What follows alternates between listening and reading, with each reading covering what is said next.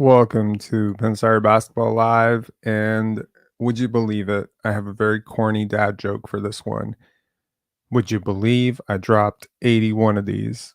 Me and Kobe finally have something in common. I totally butchered that joke, but yes, this is our 81st live. If you remember, I did miss one because of Pendants. Yeah. Okay. 81 lives.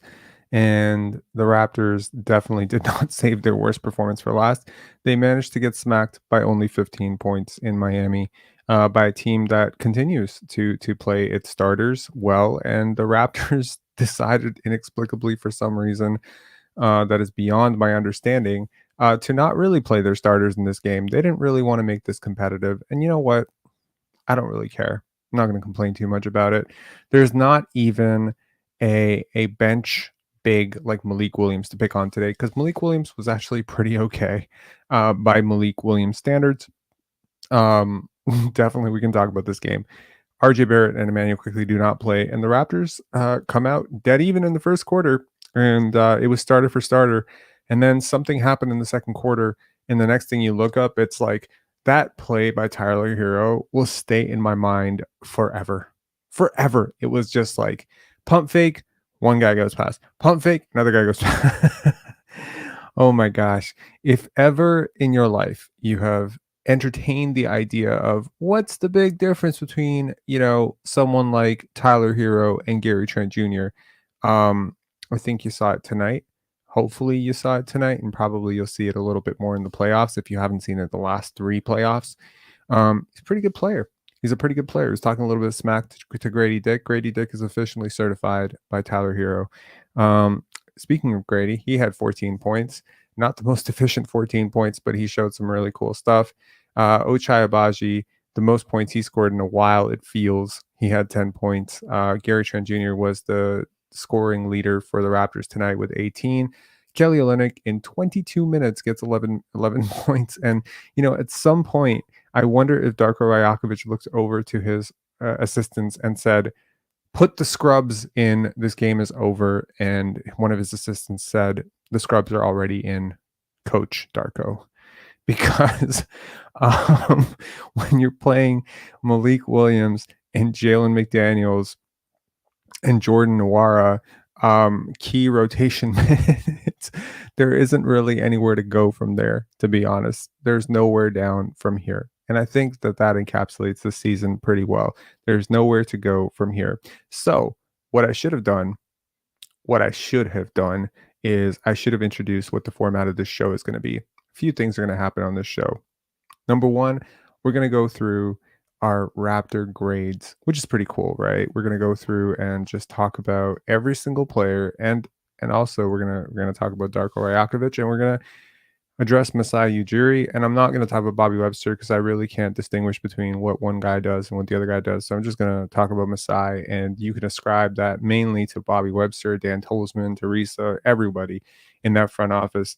It'll just be grading the front office and how they've done. We'll talk a little bit about why my grades are where they are. Spoiler alert, there are no A's.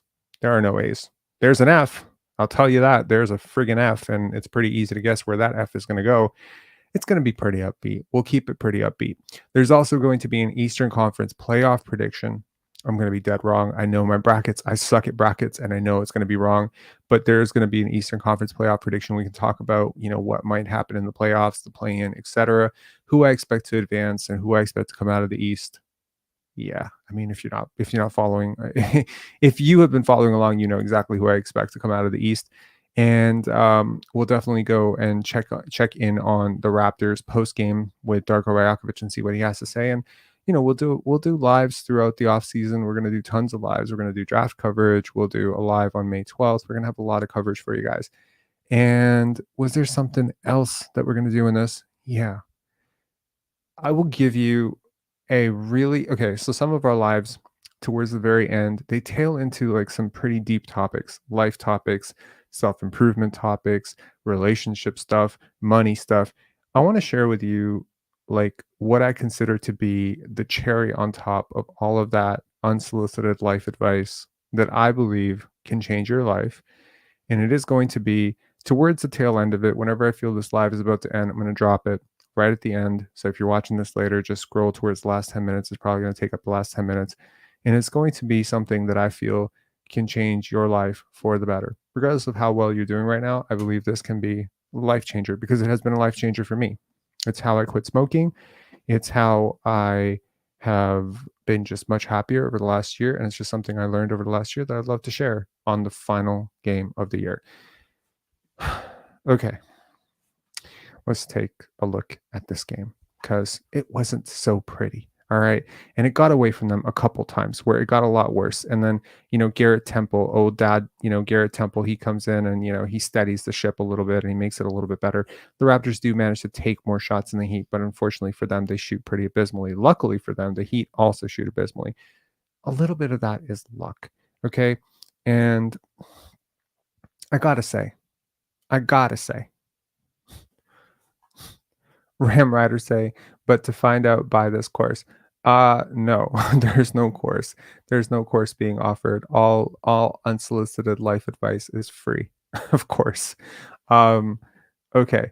So the Raptors get out rebounded. The Raptors get out assisted. Once again, the Raptors fail to hit that 25 assist mark. Of course, not easy to hit 25 assists when you only make 38 field goals, but nevertheless, the Raptors do manage to get to the line.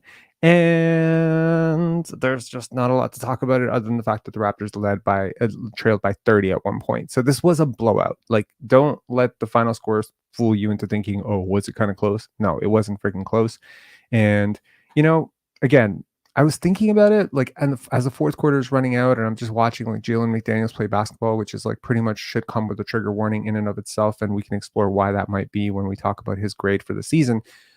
I was thinking about why doesn't Grady just get more minutes? I mean, it's a stark contrast, and I just want to give a shout out to the Chicago Bulls because the best game I saw today was Bulls Knicks, right? And it was awesome. And Alex Caruso diving, and the Knicks were locked into ninth. I don't know if someone told them that, but they had nothing to play for today other than pride, and they played with a lot of pride. In fact, there are a lot of teams. San Antonio Spurs, they played without Victor Wembanyama and smoked the Detroit Pistons, right? Basketball is basketball.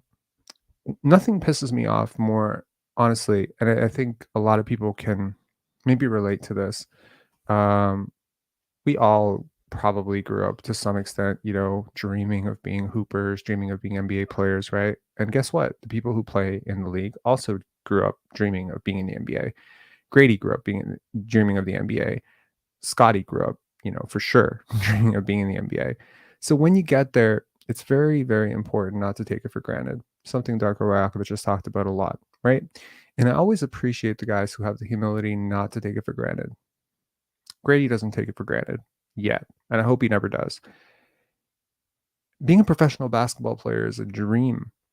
Yeah, it's a human thing to kind of get a little bit lost in the weeds and maybe take things for granted that come so easily sometimes, but none of this shit came easily. When you study the odds of making it to the NBA, it's astronomical what the odds are to go from varsity, to the NBA. There's so many guys who are, I mean, if you want any dose of humility here, there was a G League game the other day with Skal Labissiere and Shabazz Muhammad. They were playing, I believe, for the Stockton Kings or the Memphis Hustle or something. They're in the G League in their mid-30s. They were both former number 1 ranked recruits out of high school. That's how quickly the whole shit can fall apart. And so for guys, on the fringe, and the Raptors have given a lot of guys on the fringe, from Javon Freeman Liberty to Mohamedou Gay to even some guys who are not with the team right now, like Kobe Simmons and Jamius Ramsey, to have guys like this come in. All you want is at least an appreciation for the moment, an appreciation for the opportunity, and an understanding of what is being given to you, because it is not for granted.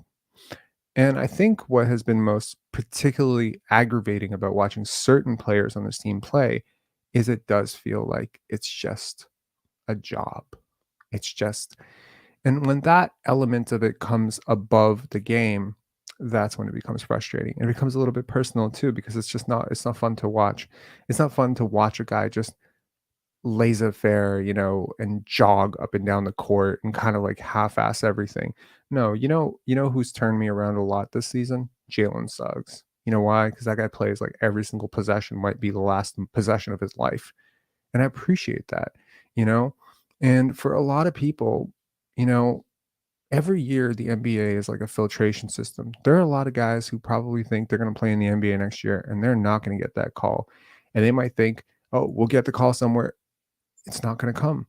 I've always respected guys who had the humility to appreciate the fact that this is not for granted. That's what I liked about Jeff Doughton. Honestly, he always put his all. He never coasted in a game. He never took a play off. I love that about Jeff Doughton. Love that about Christian Koloko last year.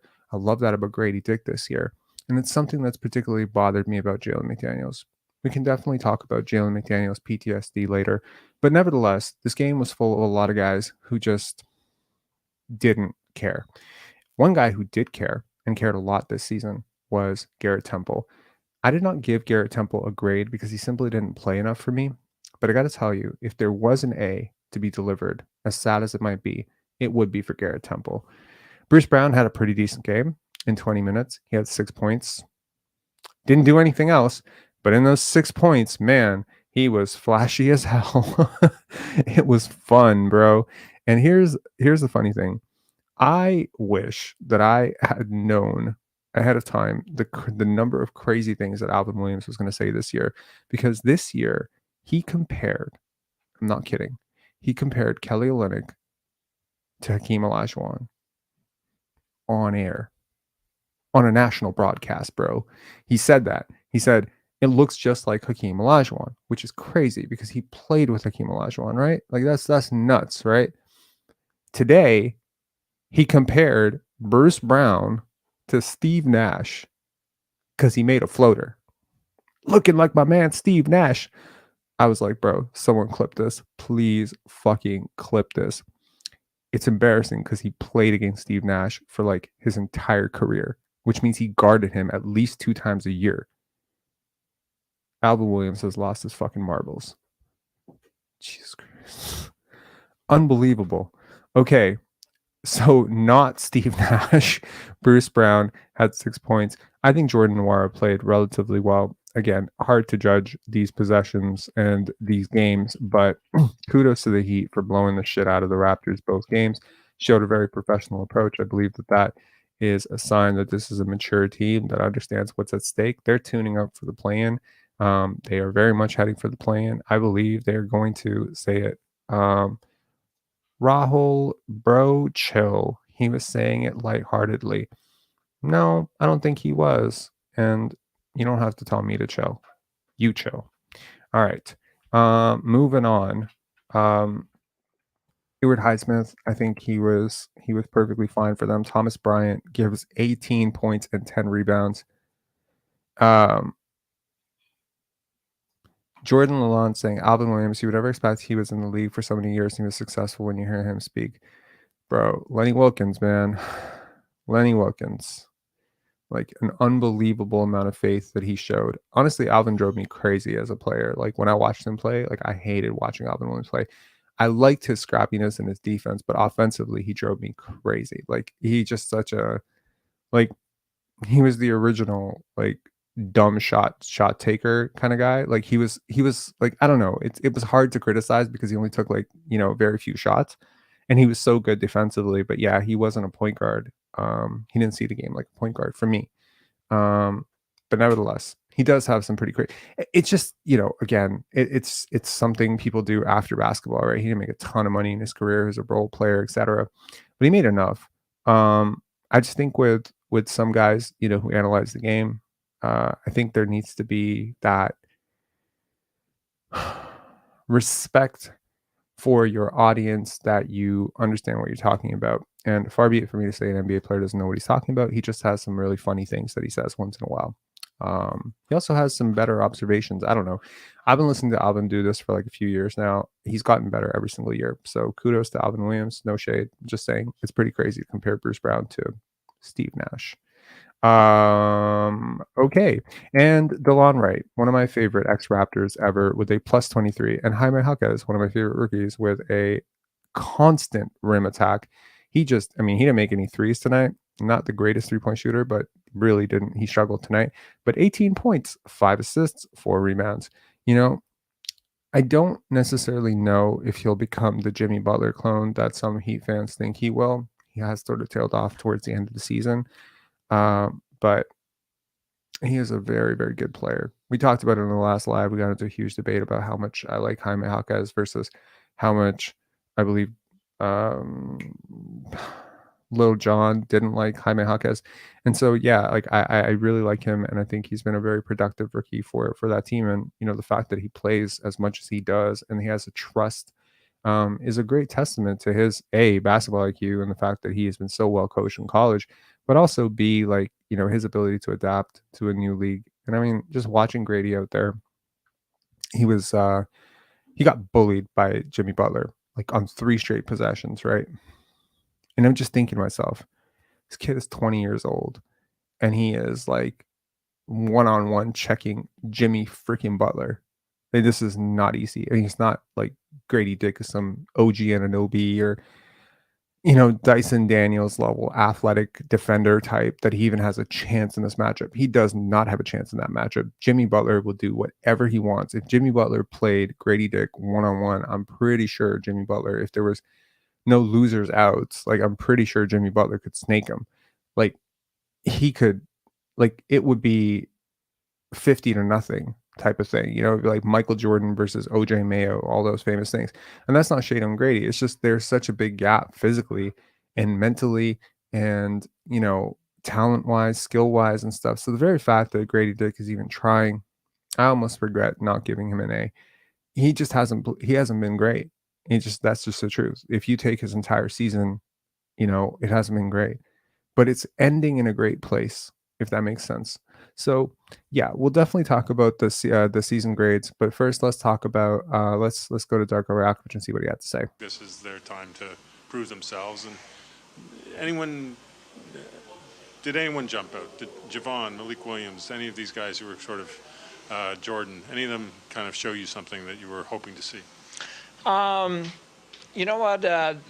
All of those guys that you mentioned, they had moments that they did really good job, and also they had moments that did not shine on the court. But when you work with young players, you got to understand that those moments are going to happen. And all of that is a part of learning for them. It was very valuable for us to see those guys on the court and to see all the strengths and all the limitations that they have, so we can address it during the summer, so we can really work on that to improve. Is that defensive slides? Is that speed hover closing out to the three-point line? Is that boxing out? Is that playing stronger with the ball? All of us, we can witness that there is less foul calls being called after all-star break, so there has to be some adjustment there in a skill work, how to play through contact more. So I think that this whole journey, this whole year, with all the obstacles that we had, also presented us a lot of answers and gave us a lot of stuff to think about when we build the team in the future. I know you spoke about it a little bit in pregame about the chemistry in this team, but you bring up obstacles. Like there was a moment during the game where Garrett drew a foul and the bench was standing up and cheering for him. Just seeing the chemistry and camaraderie this team has after kind of everything they've went through, what does it mean to you as a coach?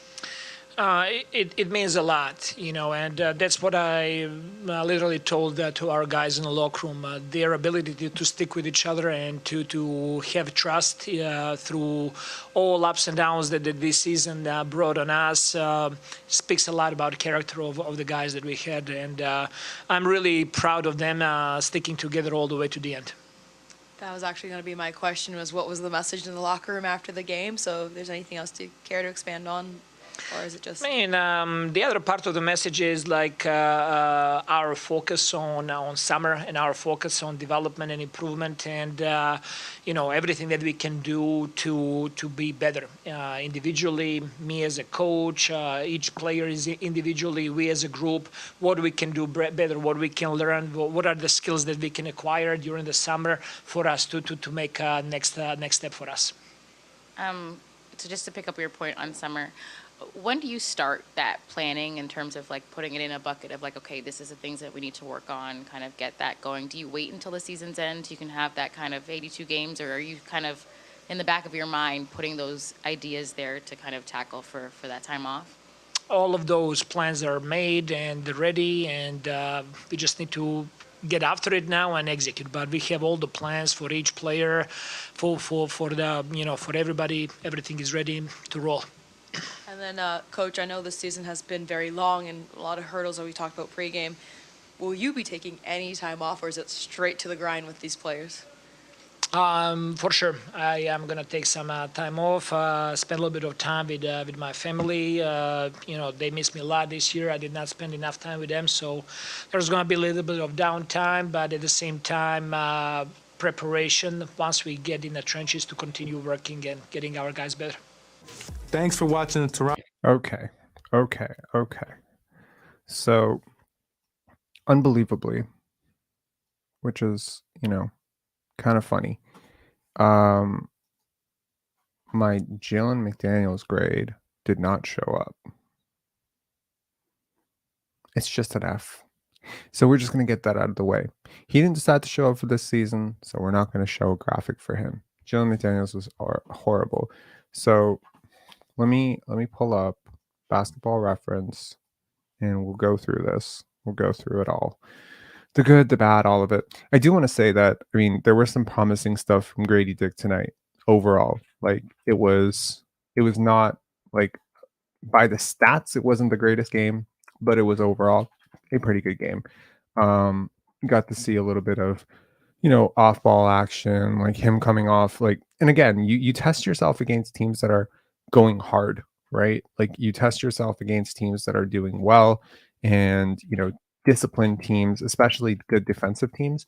And, it's a good litmus test for him. I did find myself at times wondering, why is he not playing more, right? Like, why is he capped at 29 minutes? Jaime Jaquez was still playing. Why was he not playing? But, maybe at some point it's like, it's a 25-point loss. Like, maybe just keeping him off the court. I'm reminded of something that, oh man, I think it was Kenny Smith who told this story once.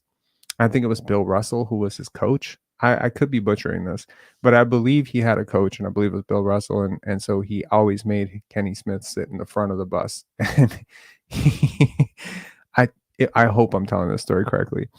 And he would always ask him, like, why'd you make me sit at the front of the bus? And he's like, those guys are losers in the back. And he's just like, how are you going to call them losers? He's like, don't worry, they know that they're losers, and I just want you to sit away from them. So, maybe to some extent, there's more harm being done by putting Grady out in a 25-point loss than there is. I don't know, but 29 minutes, or maybe it's just like a physical limit or a load where you don't, you just want to keep him at 30 minutes and that's it. You want to load manage. The last thing you would want is some injury to Grady Dick in a meaningless, 25-point loss to the Heat. So, yeah, it's always interesting to evaluate the other side. On the one hand, you can say, hey, Darko, why don't you play Grady 40 minutes and get him 40 shots and just see what happens? On the other hand, you might ask yourself, if Grady were to get hurt, or something were to happen to him, why was he playing anyway? So it's always a damned if you do, damned if you don't situation. But nevertheless, the Toronto Raptors finished with 25 wins. When's the last time you saw that happen? 2010, 2011, if I'm not mistaken, was the last time that happened. I mean, gosh, this team was abysmal. Just to keep this into perspective, look at the wins over the last, some odd years. I mean, technically, the last time they finished with a lower win percentage than 30%, which is where they're at right now once this updates to 57. This hasn't updated yet. So 30% was 2010, 2011, when they finished 22-60. Yikes. Jay Triano was the coach. The last time this happened, Jay Triano was the coach, which means literally Dwayne Casey in all of his time here and Nick Nurse in all of his time here never finished with a roster this with a season this bad. Worth noting, however, that I don't blame this season on Darko Rajakovic much. He's not blameless. He wasn't perfect, but I do not think that when you consider the fact that 30 players played and when you start looking at the players who actually played, this season was very much in the Anthony Carter, plays minutes, Eric Montross plays minutes for you type of season. But nevertheless, let's talk about it. So, in terms of let's start at the top. Let's start with Masai Ujiri. What do I give Masai Ujiri? Masai Ujiri's grade is a C-. He held on to assets way too long. He did not get, in my opinion, the greatest deal for Pascal Siakam, or at least the greatest deal that was available. I do understand extenuating circumstances, including Pascal's representation, Pascal's, desires to be somewhere where he, can get the money or whatever. And then the team that gets him would have to assure that. And of course, there was that whole, elephant in the room of, does he want the super max, and would the Raptors pay it? And no, they won't pay it. And now it's like a whole kerfuffle over, like why won't you pay it, right? Like, and so yeah, it's gonna be pain city for a lot of Raptor fans out there who have this mindset of why couldn't it be us? I mean, shit, was watching the Bulls play the Knicks, and then Precious Achiuwa came up huge down the stretch, right? He was enormous down the stretch in terms of just cutting and offensive rebounding and stuff, and he's scoring for a team that could very well, in my opinion, make the Eastern Conference Finals. And you're going to watch potentially, either you're going to watch Pascal Siakam make the second round, or you're going to watch OG Anunoby and Precious Achiuwa go to the third round, or probably the second round or the third round. And you're going to probably be like, why not us? Why did these guys not succeed with us? Well, because you didn't have a Jalen Brunson. It's that simple. You didn't have a Jalen Brunson. You didn't have a Tyrese Halliburton. And, the one you do have, which is Scotty Barnes, just isn't ready yet. So now he's going to get ready, and you're just going to have to be a little bit patient with it. But in terms of Masai Ujiri, overall, the Dennis Schroeder signing, if that was on him, dude, terrible idea, right? And of course, it bothers me when people get to be revisionist historians. Like a lot of people say, oh yeah, everyone thought the Jakob Poeltl trade was so bad. If everyone thought it was so bad, I don't think yours truly would have gotten so much hate for giving the grade a D. If everyone hated it, then D would have been the consensus, but D was not the consensus. The consensus was the Raptors gave up a not so favorable pick and they got a center. Finally, they got a center. That was the take. If people really want to go back and check everyone's takes on it. I mean, everyone's wrong once in a while, but I just want to say that a lot of people were very much for keeping Pascal Siakam, for keeping that core together. How do you trade Fred VanVleet? You can't trade Freddie All-Star. He's an All-Star. Please go back and refresh those takes. I mean, I'm sorry. If everyone just agreed, I don't think I would have been this controversial. I don't think I would have been this pissed off. I don't think I would be yelling and losing my mind. So it's a little bit frustrating now to act like everyone just agreed back then. No, we did not agree. You gaslit yourselves. Fucking crazy people. You didn't actually agree with that at all. You thought Jakob Poeltl was the solution. And you were wrong, dead wrong. And you thought maybe missing out on Victor Wembanyama was kind of a bad deal, was kind of a big deal, but maybe not such a big deal. And now you're realizing that you probably would trade 500 first-round picks to get that guy. It's a really big deal to miss out on a chance to draft Victor Wembanyama. And the Raptors, at the time of making that trade, were sixth from the bottom, which is exactly where they are right now. So don't act like Fred VanVleet and Pascal Siakam were some like incredible players. They weren't. At this point, not at this point, at the trade deadline last year, they had managed to get you to 6th. And that's while not playing the bench and not developing any young guys, which is not what Darko Rajakovic did this year. So there was no deadline saving move for Darko Rajakovic like there was for Nick Nurse last year. Last year, Nick Nurse got Jakob Poeltl, and the Raptors climbed up in the standings and missed the playoffs inevitably. Well, guess what? This year, they actually stripped down. They got younger. They traded for picks. They didn't go that way. And so, they suffered a lot of injuries, right? So I'm just saying, I don't think this team was that much worse than last year's team. You may feel differently because last year's team had 41 wins and this year's team had 25 wins. But I'm telling you, those 16 wins were negligible. And honestly, it had a lot to do with the fact that the league was just stronger this year. That's my opinion. I feel like the Raptors this year were like 10% worse than the Raptors last year. Difference is they're a lot younger. They have a lot more picks. They have a lot more financial flexibility. And I think that's something worth compromising. However, the reason that Masai Ujiri gets the grade that he got is because I feel that they could have gotten a lot more for what they had than what they got. And I believe that assets like two-way contracts, assets like Exhibit 10 deals, assets like 10-day contracts, assets like the mid-level exception, biannual exception, these assets were not properly used. And currently, I'm not really sure. I'm thrilled about the fact that Jakob Poeltl is making $60 million over the next 3 years. I'm definitely not thrilled about the fact that Jalen McDaniels is making money. I'm certainly not thrilled about the fact that we got nothing for Dennis Schroeder, even though I'm happy that he's off the team. So it seems like a lot like, I don't know. It's like he was so bad last year, Masai Ujiri and Bobby Webster, and that front office was so bad last year that the very fact that they weren't so bad this year might make you feel like knee-jerk, give them an A. But I don't do that. And I think that has a lot to do with just how my brain works. And I'll talk about that towards the end of this live about, it ties in very deeply to why people lose so much money while sports gambling. And, because they don't have this ability to isolate events. I do isolate events. I don't care what you did last year. I don't care what you did for the championship run. I care what you did now, what you did this year. I rate your performance this year. Just like I don't care what I did a year ago. I don't care what I did 5 years ago. It doesn't matter. It matters what I did today. And what I did today, not much. So we mark an F on today. So that's the point. So today, judging on this year, not judging on the championship, not judging on the Jakob Poeltl trade, not judging on drafting Scotty Barnes, judging on this year, Masai Ujiri gets C-. Moving on to a better grade, Darko Rajakovic, B-.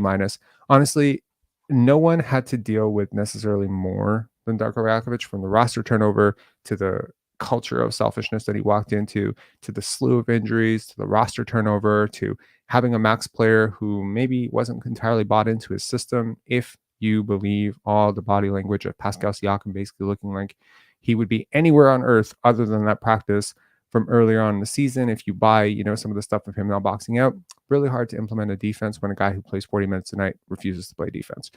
My point being, I don't think that Darko Rajakovic has gotten a fair shake to show who he was, but I think that he did a good job at certain things, which is he was consistent.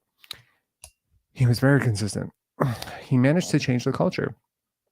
If you read the body language on the bench, if you see these guys, if you see the vibe on this team is so much better. And I hate that the word vibe has been so mocked. It's so important. It's so important. Attitude is so important.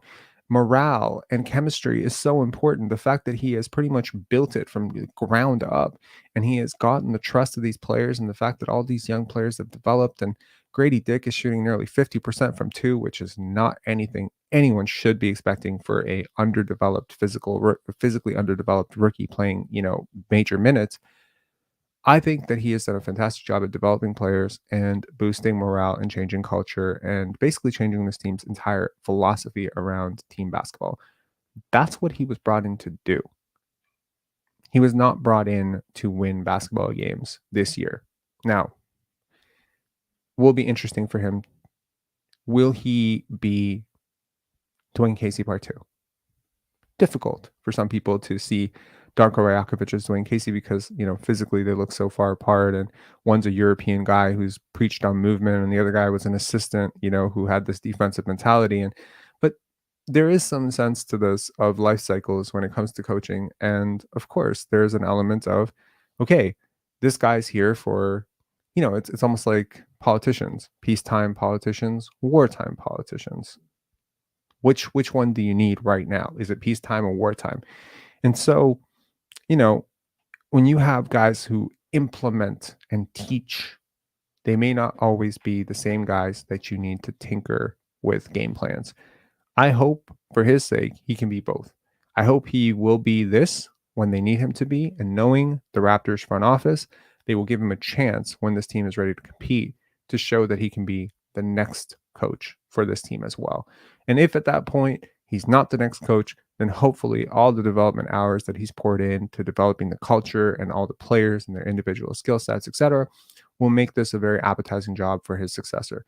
But I see no reason to believe that he can't be the long-term solution in Toronto. Is he immediately Greg Popovich or Steve Kerr? No, but those guys weren't immediately themselves either. They walked into much better situations. They walked into first overall picks, etc. We'll see. But I think I like his big picture thinking. He didn't show me that he wasn't who he said he was. He said he was big picture. He showed himself to be big picture. Let's start talking. We're not going to evaluate all the assistant coaches. Honestly, the assistant coaches should get the same grade that Darko got. I think they did a commendable job in terms of development. Let's start with the best grade, and that would be Emmanuel Quickley. So a lot of people are kind of down on Emmanuel Quickley. I don't know. Maybe it's because his defense wasn't quite as good as advertised. Maybe it's because he sometimes struggled as a playmaker. Maybe it's sometimes he struggled with consistency on his shooting, etc. But I see a player who was basically asked to go from being a bench spark plug scoring guard to a lead playmaking facilitator, playing against starters, playing major minutes in a new country, learning a new system, and he did it all on the fly. And I think that he performed admirably. He gets the top grade out of anybody for me. His defense was not as great as advertised. Now, he's not a perfect player, and he's probably not a natural point guard, even though I'm very encouraged by the point guard-ish stuff that he did this year. He's a major, major reason why I'm very optimistic about the Raptors going forward. And I think he had overall a pretty good season. It wasn't a great season. If you want to look at, the analytics on him, if I sort this team, where are we at? If I sort this team by value of a replacement, specifically just for the value they provided as Toronto Raptors, he is fourth. If I sort this team in terms of win shares, he is also fourth. He is dead tied with Dennis Schroeder, which means that as a 24-year-old guard, he managed to, and with a much worse roster around him, he managed to basically equal Dennis Schroeder's win shares, almost dead even in terms of how they got it in terms of offense and defense. 2.5 and 2.5, and he did it in like 250 less minutes, or 300 less minutes almost. That's impressive. And honestly, like, you may think like, okay, well, if you were expecting him to be Tyrese Maxey Part 2 on day one, you're sorely disappointed because maybe his numbers didn't dazzle you, right? With the Raptors, he took a ton of threes. I mean, take a look at this, right? Otto Porter, Malachi Flynn, Jonte Porter, those are your 3-point gunners, right? But in terms of like key starters, like, he's pretty up there. His 3-point attempt rate is like nearly half his shots are from three.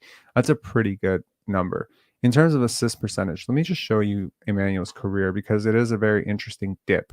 The last time the Knicks forced him to be more of a facilitator, he struggled hard, and that was year 2.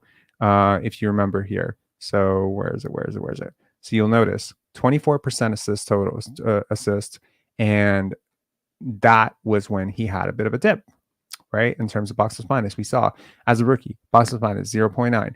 As I've mentioned this many times before, that when you put people outside their comfort zone, their analytics are going to suffer, right? If you force Jakob Poeltl to shoot threes, he's going to be the worst player in the league for a year because you're forcing him outside of what he does well. Emmanuel Quickley is a score-first guard. He's always been a score-first guard.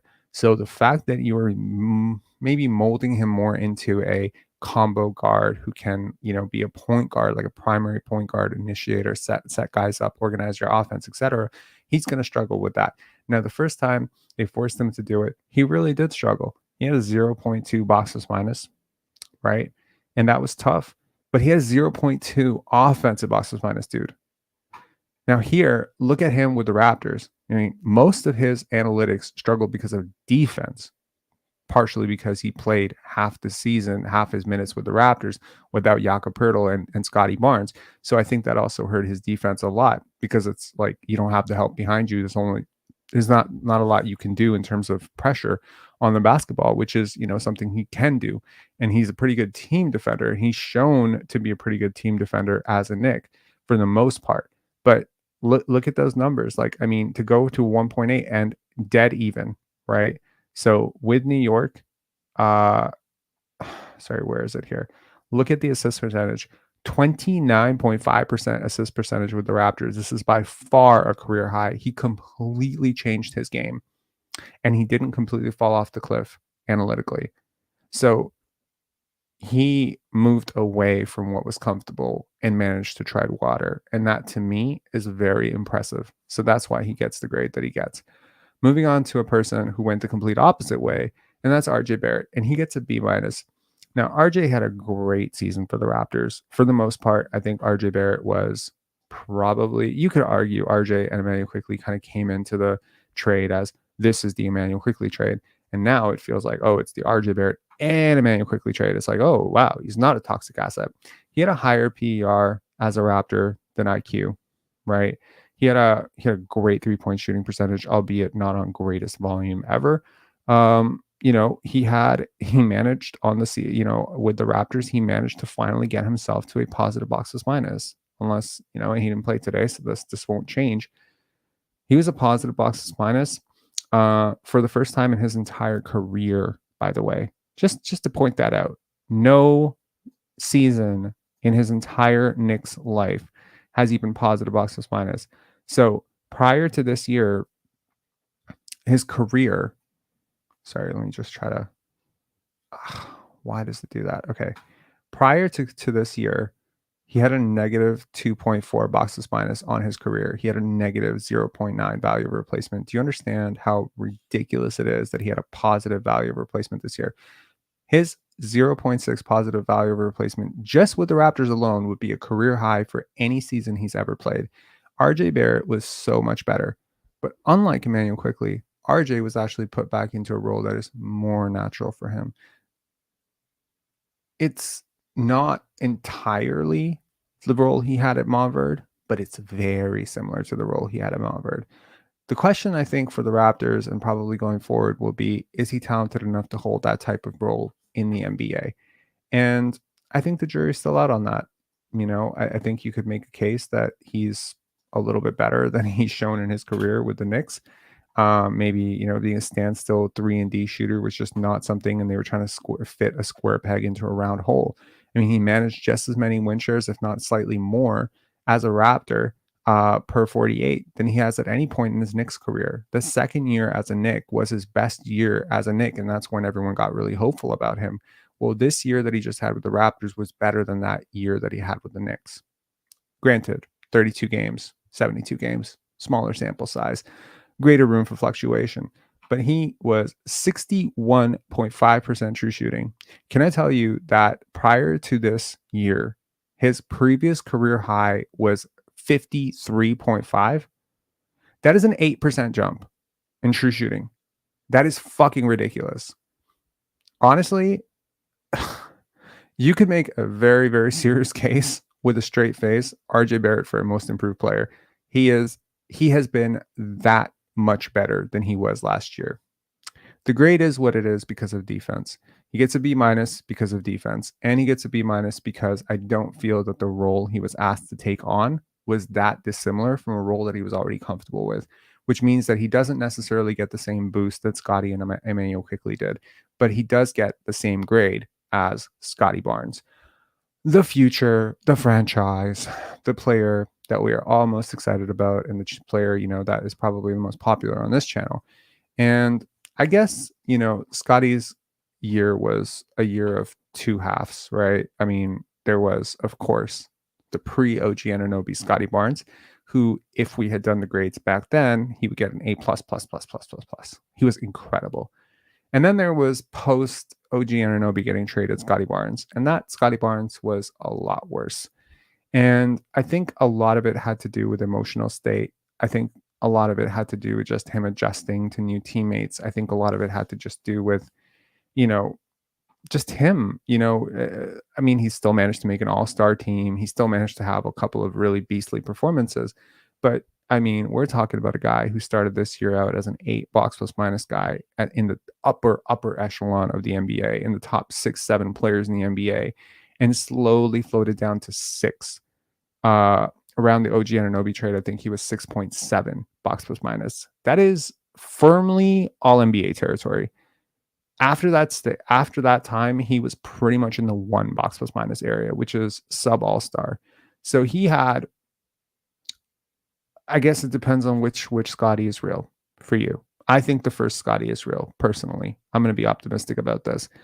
But through about 35 games, he was like an all-NBA performer, low-key all-NBA on a kind of shit team.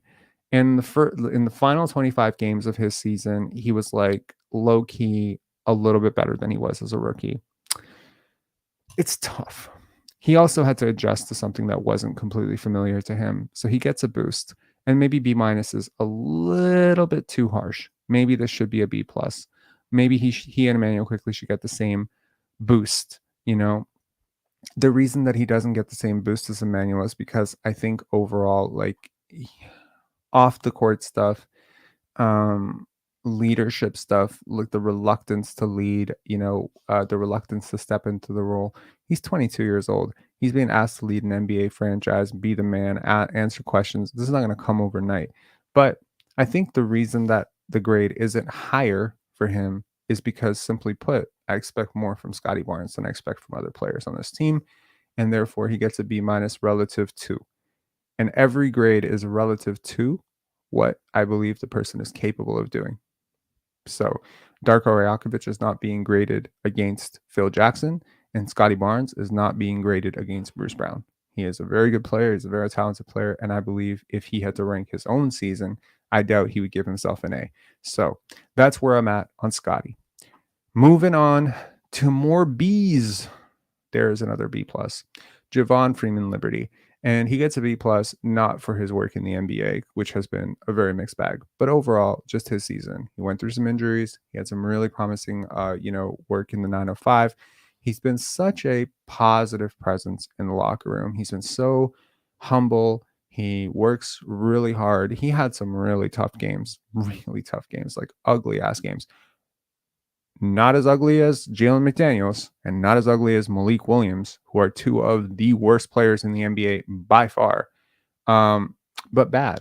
But I think he's someone you can grow with. I think he's definitely capable of getting another two-way slot with this team, and maybe somebody who can grow with you from there.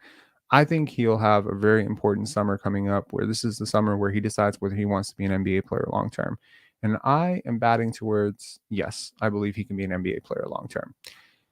Let's talk about more Bs. Are there more Bs? There is another B, and that's Kelly Olynyk. B- for Kelly Olynyk, the big KO. Not like the best season ever. Like, defensively, he's been asked to step into a role as a rim protector for a team that doesn't have a lot of point of attack defense, that's bleeding oil and, shuffling new lineups every single day. There are some rumors that the Raptors didn't really even implement their defense very much this year, and the fact that they kind of just conceded on that end in order to implement their offense. So there's a lot to be said about what position you really put a veteran who has a very, very big summer with Team Canada coming up. But I will say this. He was very positive presence on the team.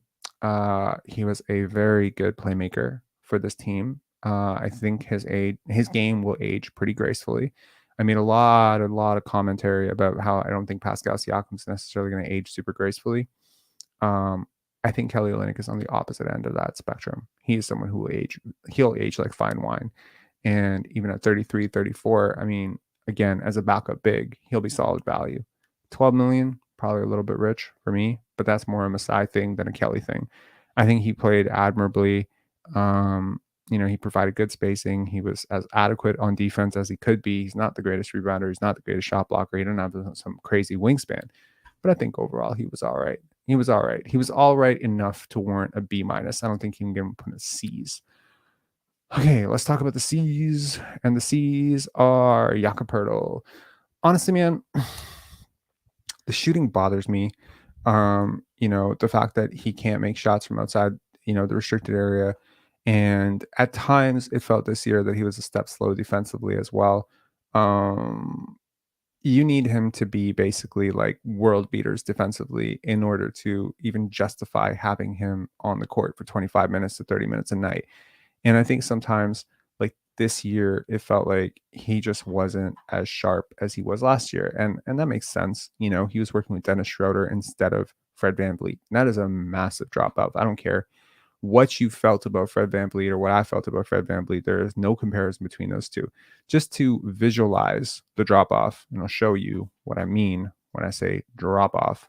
He was like last year with the Toronto Raptors, he was 3.6 boxes minus, a positive 2.2. That's the Fred VanVleet effect. And of course, you can see it with Alperen Sengun as well. Basically, Fred VanVleet is just great at unlocking his bigs in the pick and roll. This year, with a less experienced pick and roll ball handler like Scotty Barnes, who was admirable at times, but unfortunately just didn't get enough volume in those attempts. Because I think had Darko wanted to go Scotty Yak, it would have been okay, maybe even better. But because it was Dennis Yak and then eventually Emmanuel Quickley Yak, it wasn't nearly as seamless. He went from a positive 2.2 boxes minus, offensive boxes minus, to a negative 0.3. That is a massive regression. That was expected to some extent. I think those numbers were a little bit boosted. And if you look at his career, there's a lot of, like ones. So you could argue career year kind of boost, new system, lack of scouting, weak schedule. The Raptors played a pretty soft schedule during those 26 games that he played with the Toronto Raptors. I don't think, 3.6 boxes minus is reflective of who he is as a player. Because let's just be clear. According to Basketball Reference, 3+ is an all-star. Jakob Poeltl is not a fucking all-star. So 3.6 was him playing well above his head.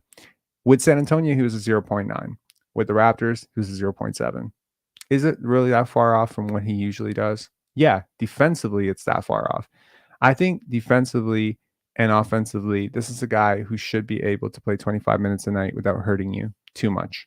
And sometimes this year, it felt like he hurt the Raptors a little too much for a guy who's being paid $20 million in his prime. Moving on to any other C's. Let's see here. C. There's a C. C. There's a Jordan Nwora C minus. So Jordan Nwora, came in with this reputation as a defender. Was kind of a toss in that Indiana trade with Pascal Siakam, and I hope they didn't haggle too hard to get him, because I wouldn't really care if we lost him too much.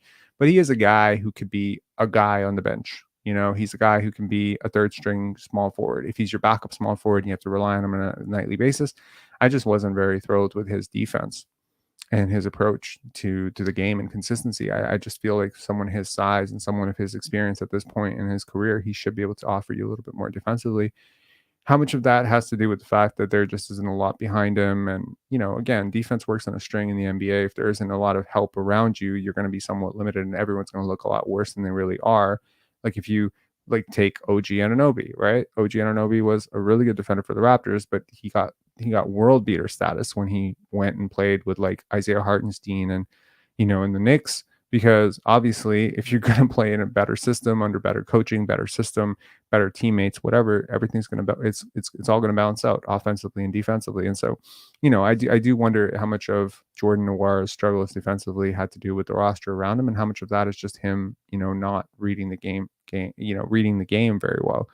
Offensively, he had some really encouraging moments. He showed spurts of being streaky as a shooter, and I was really impressed with his overall skill level. As a kind of fringe NBA player, it's someone that you might want to take a chance on as a third string guard, but third string wing. But I'm not really for or against him coming back. I really could care less. Grady Dick, C+. Honestly, emotionally, I would love to give this like an A+ for sticking with it and, working really hard and always being ready and, going down to the G League and not making a fuss out of anything, and just in general, like just being a champ about the whole thing, right? Like he had every reason to bitch and complain. He had a lot of reasons to maybe lose faith in himself. But he didn't. He managed, ultimately, he managed to keep his wits about him. And I appreciate that about him. He continued to work hard. He continued to approach, his reps. He continued to put in extra reps. And by the end of it, he did turn his season around a lot. Let me see if we can take a look at his splits. Grady Dick's splits. Where's his splits? Okay. So, season was a tale of months, and month by month, he improved a lot. So if you look at his 3-point shooting percentage and just ignore the 4 games and 57 minutes played in November, he was 22% in November.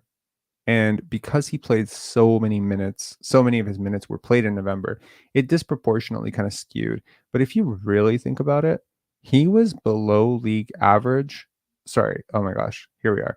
He was below league average for 2 months of his entire NBA season. Actually, March he was as well. My bad.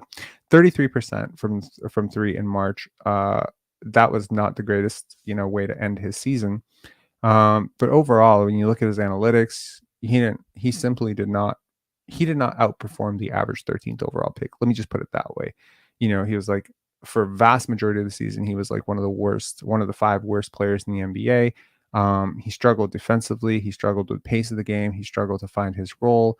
He struggled with the speed of the game. He struggled with fouling. Like he had a lot put on him, right? And yeah, like he posted some pretty abysmal numbers. And if you compare them to most of the kids in his rookie class, which I will right now, hang on 1 second. I hope there is a way to do this. 1 sec. 2023 draft basketball reference. Let's see. You'll see what I mean. So if I sort the 2023 draft and basketball reference by value of a replacement, you're going to be pretty depressed when you find out where Grady lands. Grady lands all the way at the bottom. The only 2 players who had a lower value of a replacement player than him were Keontae George and Scoot Henderson. How do you get such a high value of a replacement? Ultimately, if Grady had played as many minutes as Keontae, he would have had a lower value of replacement. I guarantee it. He would have been in Scoot territory. And that just makes sense. If Rayon Rupert, another rookie that I was super high on, had played more minutes, he would have led the freaking, and I mean, you can look at it. Bilal Coulibaly is there as well. This happens. You're a rookie. You're playing major minutes. You're sometimes starting on a team that you look at Scoot Henderson, Keontae George, Grady Dick, Bilal Coulibaly. What do they all have in common? They all played starter minutes. They weren't fringe guys. They weren't Jalen Hood Schifino, even Brandon Miller is pretty up there in terms of like overall negative value of a replacement. The 2 things that have to exist for negative value of a replacement, you have to be pretty bad and you have to play a lot, which is a rare combination of things to get on the Venn diagram of all things. Because typically in the NBA, if you're bad, you don't play. But worth noting, if you're bad and you play a lot, chances are you play for a really bad team. Playing for a bad team will exacerbate your negative assets your negative attributes on your analytics. So it's worth noting that the guys who are at the bottom of this play for Washington, Toronto, Utah, and Portland, 4 of the worst teams in the NBA. Go figure. But that being said, emotionally, I give Grady an A+. Emotionally. And he's the only player on this team that I give an A+ to emotionally. And if Jonte Porter had not done what he did, I would have given him an emotional A+ as well. And what I mean by that is just meaning like observing their body language, observing their work ethic, observing their on-court demeanor, observing their effort level.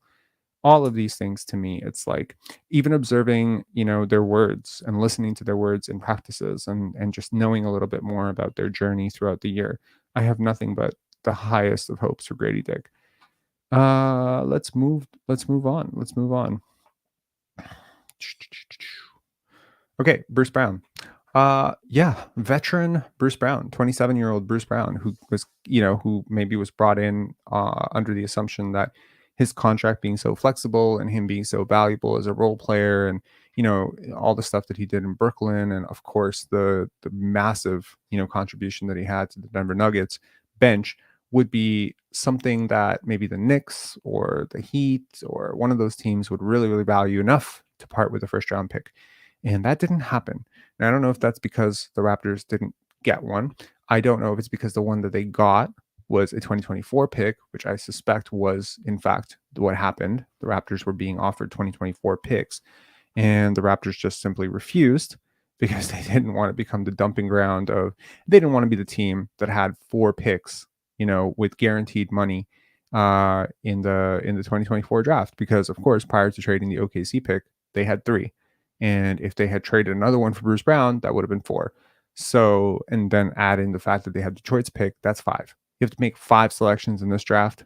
You might as well just close shop for next year. You're not going to be good next year if you're devoting 5 roster spots to this draft. So I get it. Also, please understand, this is not NBA 2K. So don't assume that because you have 5 draft picks in this draft that you can package those 5 draft picks and move up the draft if you wanted to. That's not how it works. I guarantee you that if there's another team that gets the number 1 pick, and let's say you had 6, 20, 23, 29, and 31, you couldn't package all those picks just to move up 2 spaces, probably, in this draft. So that's kind of like where you're at. You have to use the pick. And maybe the Raptors didn't want to do that. They extended the flexibility up. I was a little bit confused by why his defense didn't nearly translate as much as I expected it to. I thought he would be a positive defender, or at least a neutral defender. He ended up being kind of like a negative defender for the Raptors. His analytic splits between, who he was in Denver versus who he was as a Raptor are like, it's night and day as a player. I can flash it on the screen for you just so you can see what I'm talking about. Here is Bruce Brown. So Bruce Brown as a Raptor posted a PER of 11.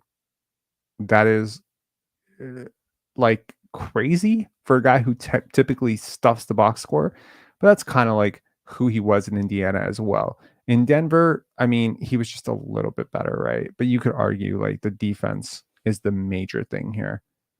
For the Raptors, he was a negative 4.3 boxes minus. For the Nuggets just last year, he was negative 0.5. That is a fall off of nearly 4 boxes minus. In terms of value replacement, he somehow managed to be negative in Indiana and in Toronto. It's just in Toronto, he was that much worse. So this is a guy who got paid and frankly has not been the same since. I'm not saying he is not the same because he got paid. I am, however, saying that he was abysmal for the Raptors, and I do not think that he contributed very well. And I do believe that in another life, maybe the Raptors had expected him to be a steadying force in their lineup, maybe a facilitator, maybe a connector, maybe a defender, maybe a transition threat. He wasn't those things. And God knows he was not a shooter for this team, right? So, I mean, he's pretty versatile. I don't expect him to be back. I do expect him to get traded, but man, he shot 32.3% from 3, which is pretty much in line with who he's been his whole career. That was not the issue. The issue was literally everything else. So not the greatest for Bruce Brown, who gets a D+. Ochai Abaji. He gets, other than Jalen McDaniels, he is the guy who gets the worst grade. And it's not because I don't like him, because I actually adore the guy. And I think that he's awesome. And I was rooting for him super hard. And I liked him as a player in Kansas. And, it's just not. It's not it. It's not working. He shot abysmally. He shot terribly. He didn't shoot 16% from 3 like Jalen McDaniels, but he wasn't too far off. I think he shot like 22% from 3 as a Raptor. He, competes real hard. He's not someone who's taking this opportunity for granted. Shout outs to Jalen McDaniels, whose graphic does not show up as an F. He's not taking this opportunity for granted. I just wonder sometimes when he makes a move with the basketball, why is he always a step slow? It's not even like that he's athletically not capable of blowing past this guy or getting up. He's capable of doing everything. It's just how he sees the game and reads the game is just not very advanced. He has had a lot of trouble, I think, just catching up to the speed of the game. Right. We talked a lot about that with Grady. And I thought it was interesting that the Kansas coach, when asked about Grady and Ochai playing together, and of course you would think, unless there's some sort of personal bias there, that he would have nothing but love for both these players, especially Ochai, by the way, who won a national championship with him. Like, you would think that he would have a real, like vested interest in Ochai being great. And his first comment, which really caught me off guard, when he heard that Ochai was going to Toronto, was, I'm rooting for him. I just hope he doesn't get in the way of our other guy. It's a really good coach saying that. And I think if you're expecting Ochai Abaji to be a starter, you're dreaming at this point. If you're expecting him to be a 15-minute energy wing off the bench who can sort of shoot threes sometimes, and like, this is not OG Anunoby miniature version. This is not, Tony Allen. This is going to be some muted, terribly underwhelming version of that. It's a big summer for him. I hope he can start to read the game a little bit better. He is 23 going on 24. It's not to say he's drying up and, the time is running out completely on him, but it is to say that this opportunity does not last forever. You were a lottery pick. Yes. A couple of years ago. Yes. You were a national champion. That was 3 years ago. There are a lot of guys who won a national championship, and frankly, their NBA careers did not work out. I hope Ochai Abaji, for his sake, is not one of those players. I am rooting for him. He does have some very interesting athletic potential. He does try very hard. Seems like a really nice guy. So yeah, I mean, maybe that's the prototype of a guy that you want to be a third string wing on your team. Unfortunately for him, very often with the Raptors this year, he was asked to be a first string wing. That's a very, very, very big step up from where he currently is right now. And I think that, maybe he needs a summer league. I would like to see him in the summer league. I hope that this team is not too proud to put Grady and Ochai in the summer league, because they both need to be there and they both need to, flex and reprocess the game and the speed of the game and the physicality of the game. And they both have interesting potential to play off of each other. And I think they can even develop some great chemistry together. I'll be very interested to see what he can do with a consistent role that's more suited to his current skill set. Let's see what else there is. I don't think I have any more. That's it. Those are my grades. And of course, if you missed it, Joe McDaniels, I just forgot. I mean, I made his graphic. I just did not export it. Did I possibly? Like, I think it would be very satisfying to see that F. I just want to make sure I did miss it. Yeah, I just missed it. Crap. Okay, let's talk about the bracket. And then we'll get to some comments, and then we'll get to life lessons with Rob and close this out. Okay. This is bracket 1, and this is it's been done.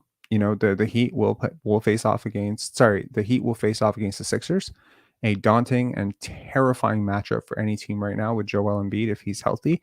If he's not healthy, which he may not be healthy, we don't know, because he was injured recently, then the Heat are going to win this. And if, because Tyrese Maxey alone is not enough to beat the Miami Heat, in my opinion. The Heat are playing pretty well right now. However, if Joel Embiid is healthy, I believe in a 1-game series, this is going to be a pretty, it's going to be pretty easy work for the Sixers. They have been pretty dominant with him back. I do want to say, however, that luck plays a significant role in basketball. Significant. To the point where I could pretty much chalk up 10 games every single year on pure luck, good and bad. And typically it balances out, right? And that's why 7-game series, so often the better team wins.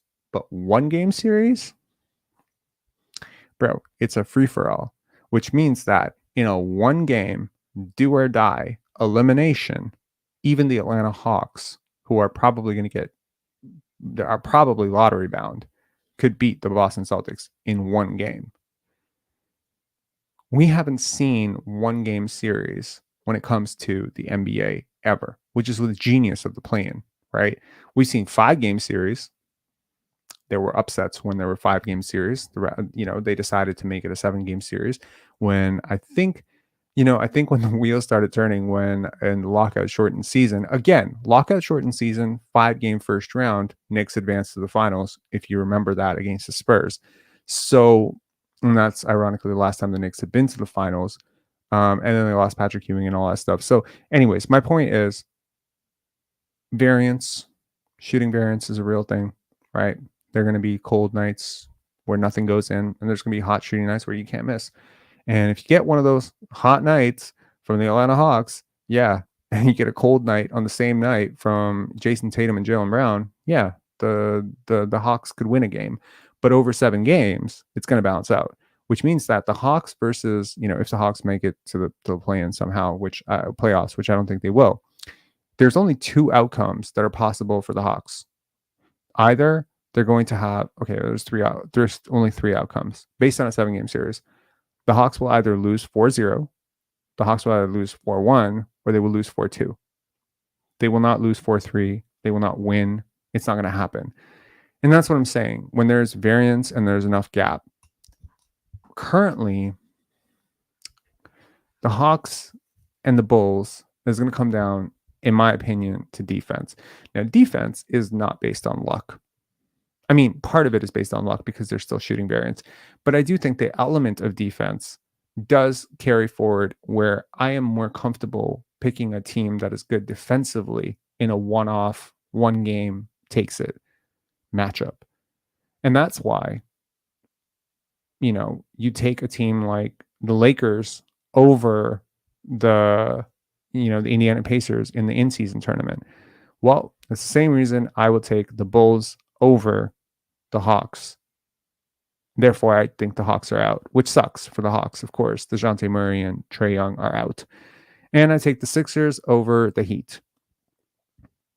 Now, here's where things get interesting, because obviously the Heat, who just went to the finals, are going to beat the Bulls, right?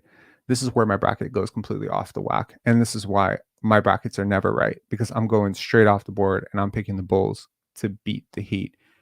What are we talking about here? I don't know, man. Something about DeMar DeRozan right now. I love that dude. I want him to do well. I want to speak this into existence. I'm not throwing any shade on the Heat. I fully expect them to win, but for some reason, I'm putting the Bulls in my bracket. The Bulls make it. The Bulls make it to 8, only to get beaten by the Celtics, but they do make it. The Heat make it. Wait, what? Okay, I screwed up my bracket. Oh no! I screwed up my bracket. Okay, my bad. So here's what happened. Let's wipe out the last 2 minutes. I expected this. I made 2 variations of this. Variation number 1, Joel Embiid does not play. Variation number 2, Joel Embiid does play. If Joel Embiid does play, I expect the Sixers to make it. If Joel Embiid does not play, I expect the Sixers to get bounced. So the Sixers go up against the Heat. The Heat win. The Heat move on to 7. Then the Sixers play the Bulls. The Bulls beat the Sixers without Embiid, and the Bulls make it to 8. That's if Embiid does not play. And so this entire bracket is based on Embiid not playing.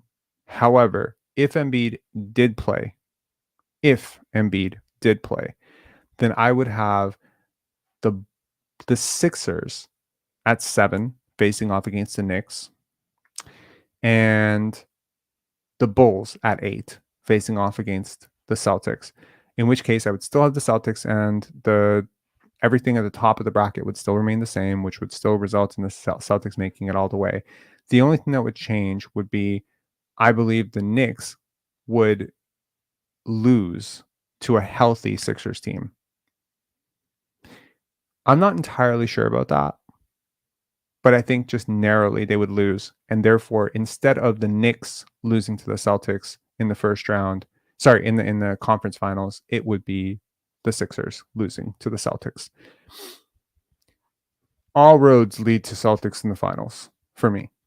I think Kristaps Porzingis is too good. their their entire team. Jaylen Brown is suddenly playing defense. This is insane. He's been great the last 6 weeks. He was one of their biggest weaknesses earlier in the season. He is now a strength. I don't see how you're supposed to stop this team. I know some people are clowning them for losing a whole bunch of games lately, but honestly, or being close in a couple games lately, they have been playing their starters for a while now. They've been winding it down. They've been winding up for the playoffs forever. I feel like this entire season for the Celtics is it's championship or bust. It's not even enough to make it to the finals. So for them, I think they're just going all the way, and I'll be rooting for it. I mean, I like a lot of players in the Celtics. In fact, there's nobody I don't like on the Celtics. I love Jaylen Brown. I love, Drew Holiday. I like Derek White a lot. I love Kristaps Porzingis. Why would I root against them? Now, if they end up against the Dallas Mavericks or the Denver Nuggets in the finals, that's a different conversation, because definitely, or even OKC. I feel like with OKC, it might be a debate. With Denver, it will be no debate. I will root for my countryman, Nikola Jokic, for sure. But that doesn't mean I hate the Celtics or anything. I'm perfectly for the Celtics, and I'm perfectly fine with them winning.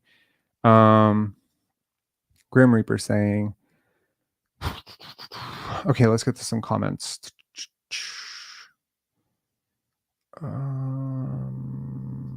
Okay. To move, don't be rocks. I don't understand. Banton went 0 for 15 from 3. Wow. Well, shit happens. That's a troll. Appreciate it. Thanks for OG Knicks tape. Well, Knicks tape, thanks a lot for Emmanuel Quickley and RJ Barrett, bro.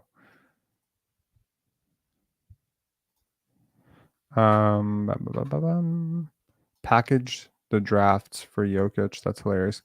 RJ will be much better defensively next year if you get defensive personnel around him. He was good second and third year on defense. He wasn't good. He was okay. D- is generous. Nice saying you guys have something special with Emmanuel Quickley. I agree. I think he's going to be really good. Alexander B saying, oh, shoot. Did I forget Gary? I forgot Gary. Oh, I'm sorry. I did forget Gary. Shoot. I forgot about Gary Trent. I gave him a C. I gave him a C, C minus, actually. So with Gary, it was a really, really, really up and down year, defensively, offensively, shooting the ball. He was just, all over the map. He did shoot the ball a lot better later on. But I think, especially when he was coming off the bench, which I think is a role best suited for him, he really struggled. His paint finishing got a lot better. His decision making got a lot better. But overall, I gave him a C minus. I apologize. Gary Trent Jr. got the Jalen McDaniels treatment. He did not deserve the Jalen McDaniels treatment. I apologize. As I was setting up this live, I pushed all of those things into my email, and then I downloaded them, and apparently a couple of those just didn't come over. Jalen McDaniels and Gary Trent Jr. are the couple. My bad. Okay. I think the chip is the Nuggets or Thunders to lose. I don't think the Thunder are making it that far, man. What grade did Bobby get? Same grade as Masai.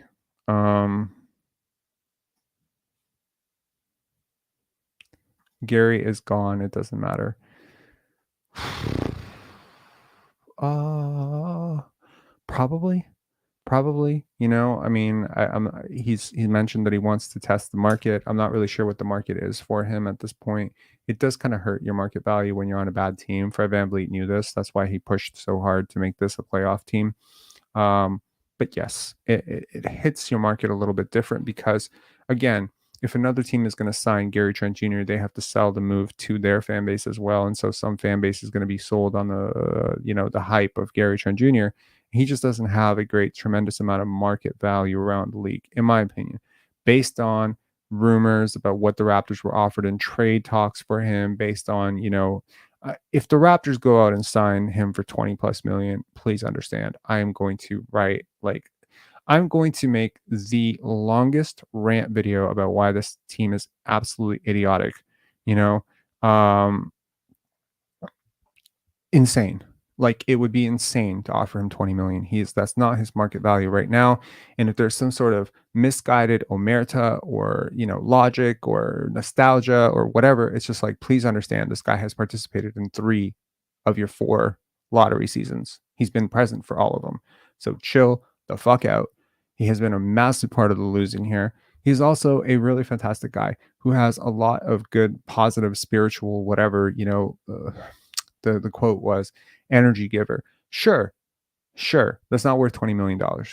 That's not worth $20 million. Very limited player relative to what he has been paid the last 3 years. He's been massively overpaid the last 3 years, and he's been massively over leveraged as a starter. He's not a starter. He's possibly the worst starting shooting guard in the NBA. So, and it's not a strong position.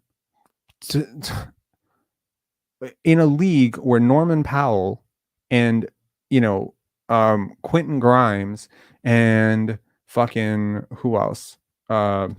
Dyson Daniels and Trey Murphy III and Malik Monk. These guys are coming off the bench. Bogdanovich is coming off the bench. You got Gary Trent Jr. starting. This is a problem. This is a big problem. And don't exacerbate the problem by giving him more money, because I think the fair market value for Gary Trent Jr. is probably around $11 million right now. And that is a very generous offer. $11 million is generous because that is Dennis Schroeder money, and he is not better than Dennis Schroeder right now. He is not even close to better than Dennis Schroeder right now. And that's offensive. I don't even like Dennis Schroeder. I'm just saying he's not. He's not.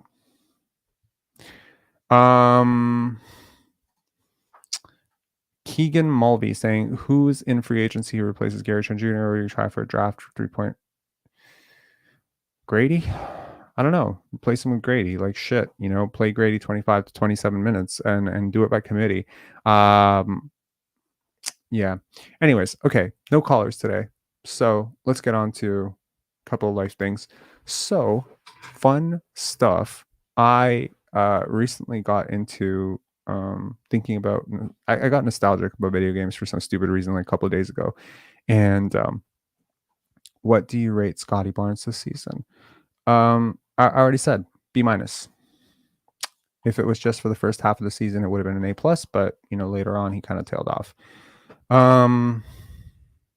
Okay, so kind of got into nostalgic video games, and I started looking up Dreamcast and N64, and I found out that a couple of those Dreamcast games that I held on to were worth a pretty penny. Now here's the crazy thing. Man, if I could go back and have a conversation with 11-year-old, 12-year-old Rob, I would say, don't fucking open this game, bro. Don't open it. You can be able to take a vacation on this fucking game later. I had no idea. Stupid old me. I threw away all the boxes and all the instruction manuals, and I just kept the cartridges for my N64 games. Now I'm seeing like how much those cartridges are actually worth. It's pretty insane. Also, picked up a couple of games off of eBay. I've never bought anything off of eBay, but it's been fun. It's been fun browsing around. A little bit addictive, actually. I'm not going to joke around. I ended up buying Star Fox 64 for the N64. I ended up buying Wave Race 64. And then what else did I buy? Quake 2, Quake 1, Top Gear Rally, and Cruis'n USA. Those are the games that I got for N64. Dreamcast, not so lucky so far, but I did find that I have a couple of like pretty valuable games on the Dreamcast. And then I noticed that the discs were all scratched, and I'm like, fucking asshole. Like, why couldn't you just take care of your discs? Like, stupid little Robert, silly, 16, 17-year-old Robert just leaving these fucking discs out for days on end, upside, like with the upside. And I had no idea these discs would be worth like this much. And now with how mass-produced video games are, it's a chance that PS4, PS3 games are never going to be worth that much. But there's something very weird and nostalgic about firing up a Dreamcast or an N64 and just like being in that moment that you were when you were a child. And frankly, some of those games, yeah, the graphics might turn you off. But I got to tell you, when I played Duke Nukem 0 Hour, which is one of my favorite games for the N64, I fully felt like I just went back in time to 12-year-old Robert. And I realized that nostalgia is a very powerful seller, which is why people buy old things and collector's items. And I just guess I wish I could have kept better condition of mine. Anyways, that's a total side slant note and nothing to do with anything. Life lesson time. One big thing. One really major thing. So something happened today, and I was thinking about it, and noticed that the chicken that we bought, the chicken breast that we bought from, by the way, I don't know how much you guys spend on groceries, but I just want to tell you, if you ever like feel like grocery prices are out of control in this city, please understand it's not all over the city. There are pockets in this city, like farmers markets and places where things are a little bit cheaper. And like for instance, like the other day, we bought 4 boxes of strawberries for $4 at this place called Sunny Food Mart, which is like pretty close to where I live. So I was like, okay, like Anyways, point is, we bought chicken breast, fairly reasonable price, and we opened it up today, and it was terrible. Like it was unusable, and it's because accidentally when we were transporting it home, there had been a rip on the side of it, so the plastic had pierced, and my girlfriend felt like really bad about it. She's like, oh my god, was it me? Did I do this? And I was just like, don't worry about it, whatever, we'll bring it back. Which is not really the store's fault, in fairness. So we were kind of scamming it, and I hate to admit this on live air, but it was. But when we opened it, and not only did it have like a little bit of that refrigerator hardness that happens when the refrigerator touches your food too much, it smelled like death. And I was like, oh my God, this is bad. But we bought it 4 days ago. So chanced it, brought it back to the store. After a little bit of haggling, they ended up replacing the chicken with more chicken. So we got fresh chicken for stale chicken. Now here's the thing. $8 for the chicken breast that we spent. Did we end this situation at 0 or +8? This became the entire focus of today's conversation, right?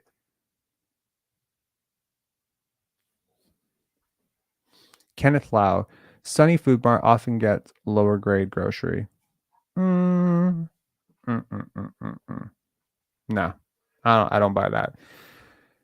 Lower grade compared to what? Metro, Loblaws? Okay, you pay $18 for tomatoes, bro. I mean, some things, yeah, sure. But the vast majority of things, I mean, if you look at vast majority of people's groceries, I mean, they're like processed shit. Anyways, Oak Tree saying, could we give back a Poeltl like this? I don't think so. So anyways, I went to the store. I haggled a little bit. They gave me a fresh batch of chicken, and I left. And my girlfriend was like, great, we broke even. And I was like, no, we were +8. And we kept having this philosophical debate about this all day about whether we broke even or whether we were +8. And mathematically, there's a valid case for both. You can make the case that you broke even because you spent $8 and then you got back $8 worth of chicken. And even though the first one expired, you're still $8 up, which means you were $8 down and you're $8 up, you break even to 0. And I think most people would come to the conclusion that you broke even at 0. But I didn't come to the conclusion that we broke even. I actually came to the conclusion that we came at +8.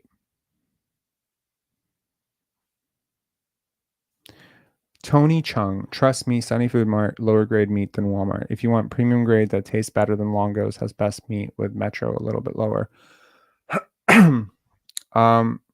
It depends on what you're getting. Again, if you're talking chicken, honestly, I really can't tell the difference.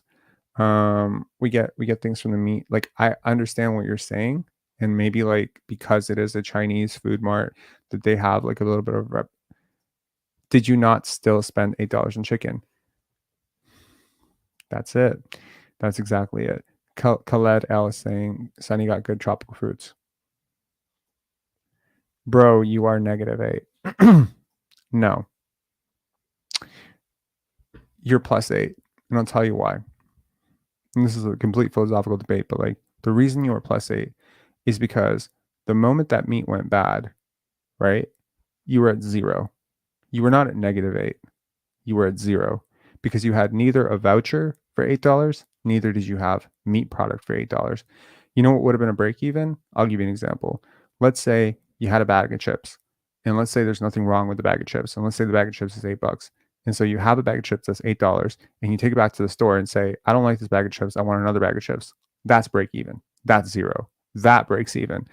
But what happened here is we had something, it had value to us. That value went down to 0. And then we had neither the voucher nor any avenue to get back that money, which means we were fully at zero.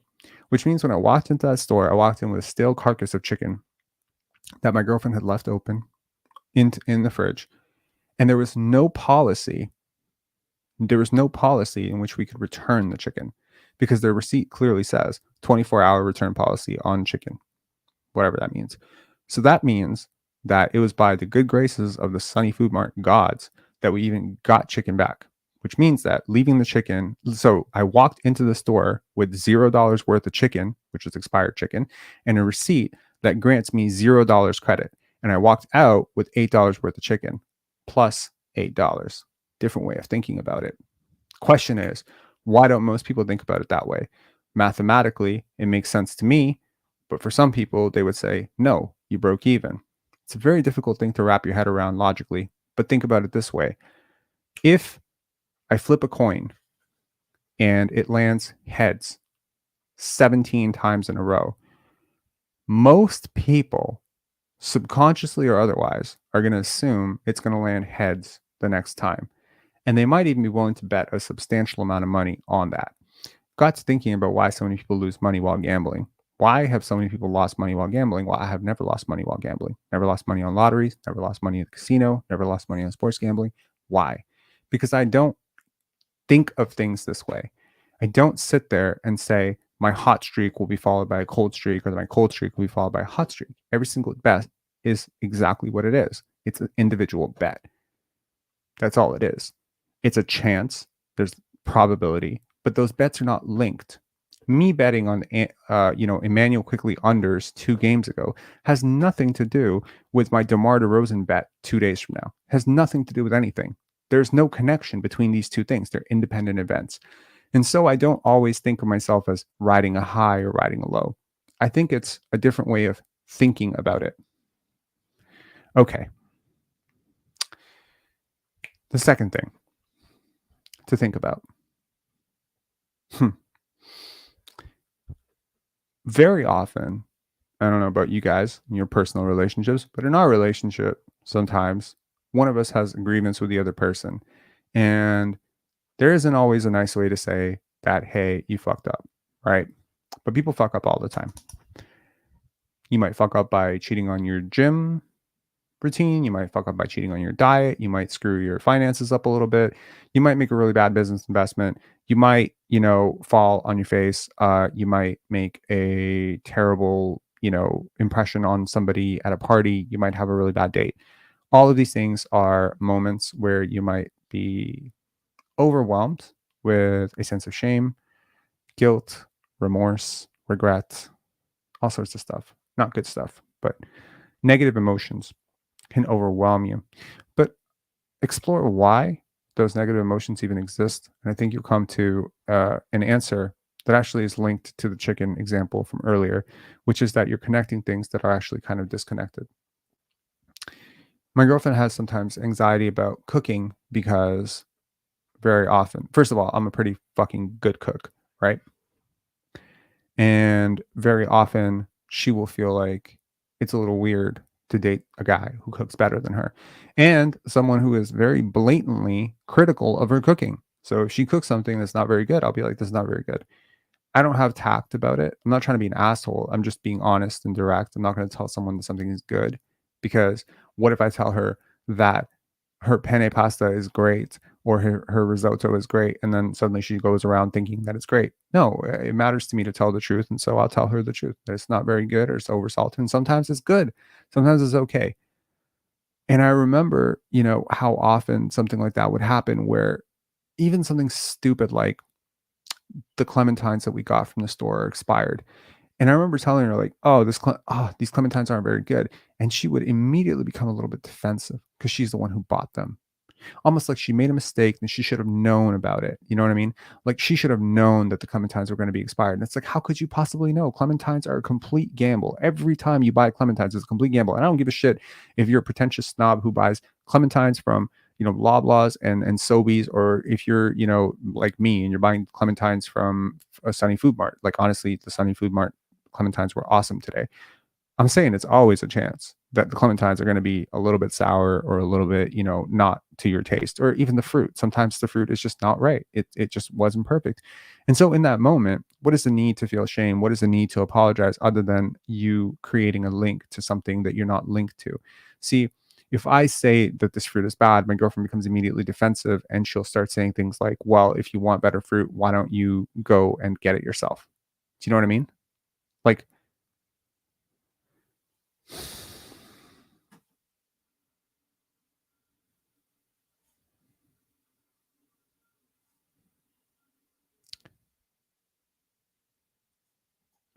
the brown guy saying, I've noticed the Scarborough grocery stores are worse than elsewhere in the GTA. I don't know. Odin Prime, squeeze test your clementine. It doesn't always work that way. My point is, prior to doing this live, I noticed that she was cooking some risotto. And I walked up to her from behind her and I tapped her on the shoulder and she said, what? And I said, you are not the risotto. That is profound if you think about it. You are not the risotto. Just like you are not the chicken that you accidentally, stored improperly. You are not the mistake you made. You are not your childhood trauma. You are not the bad date that you had. You are not the time you fell over. You're not the turnover. You are not the 3-pointer you missed to win the game in Pee Wee or in junior varsity. You are not your actions or mistakes. Bingo. You're not these things.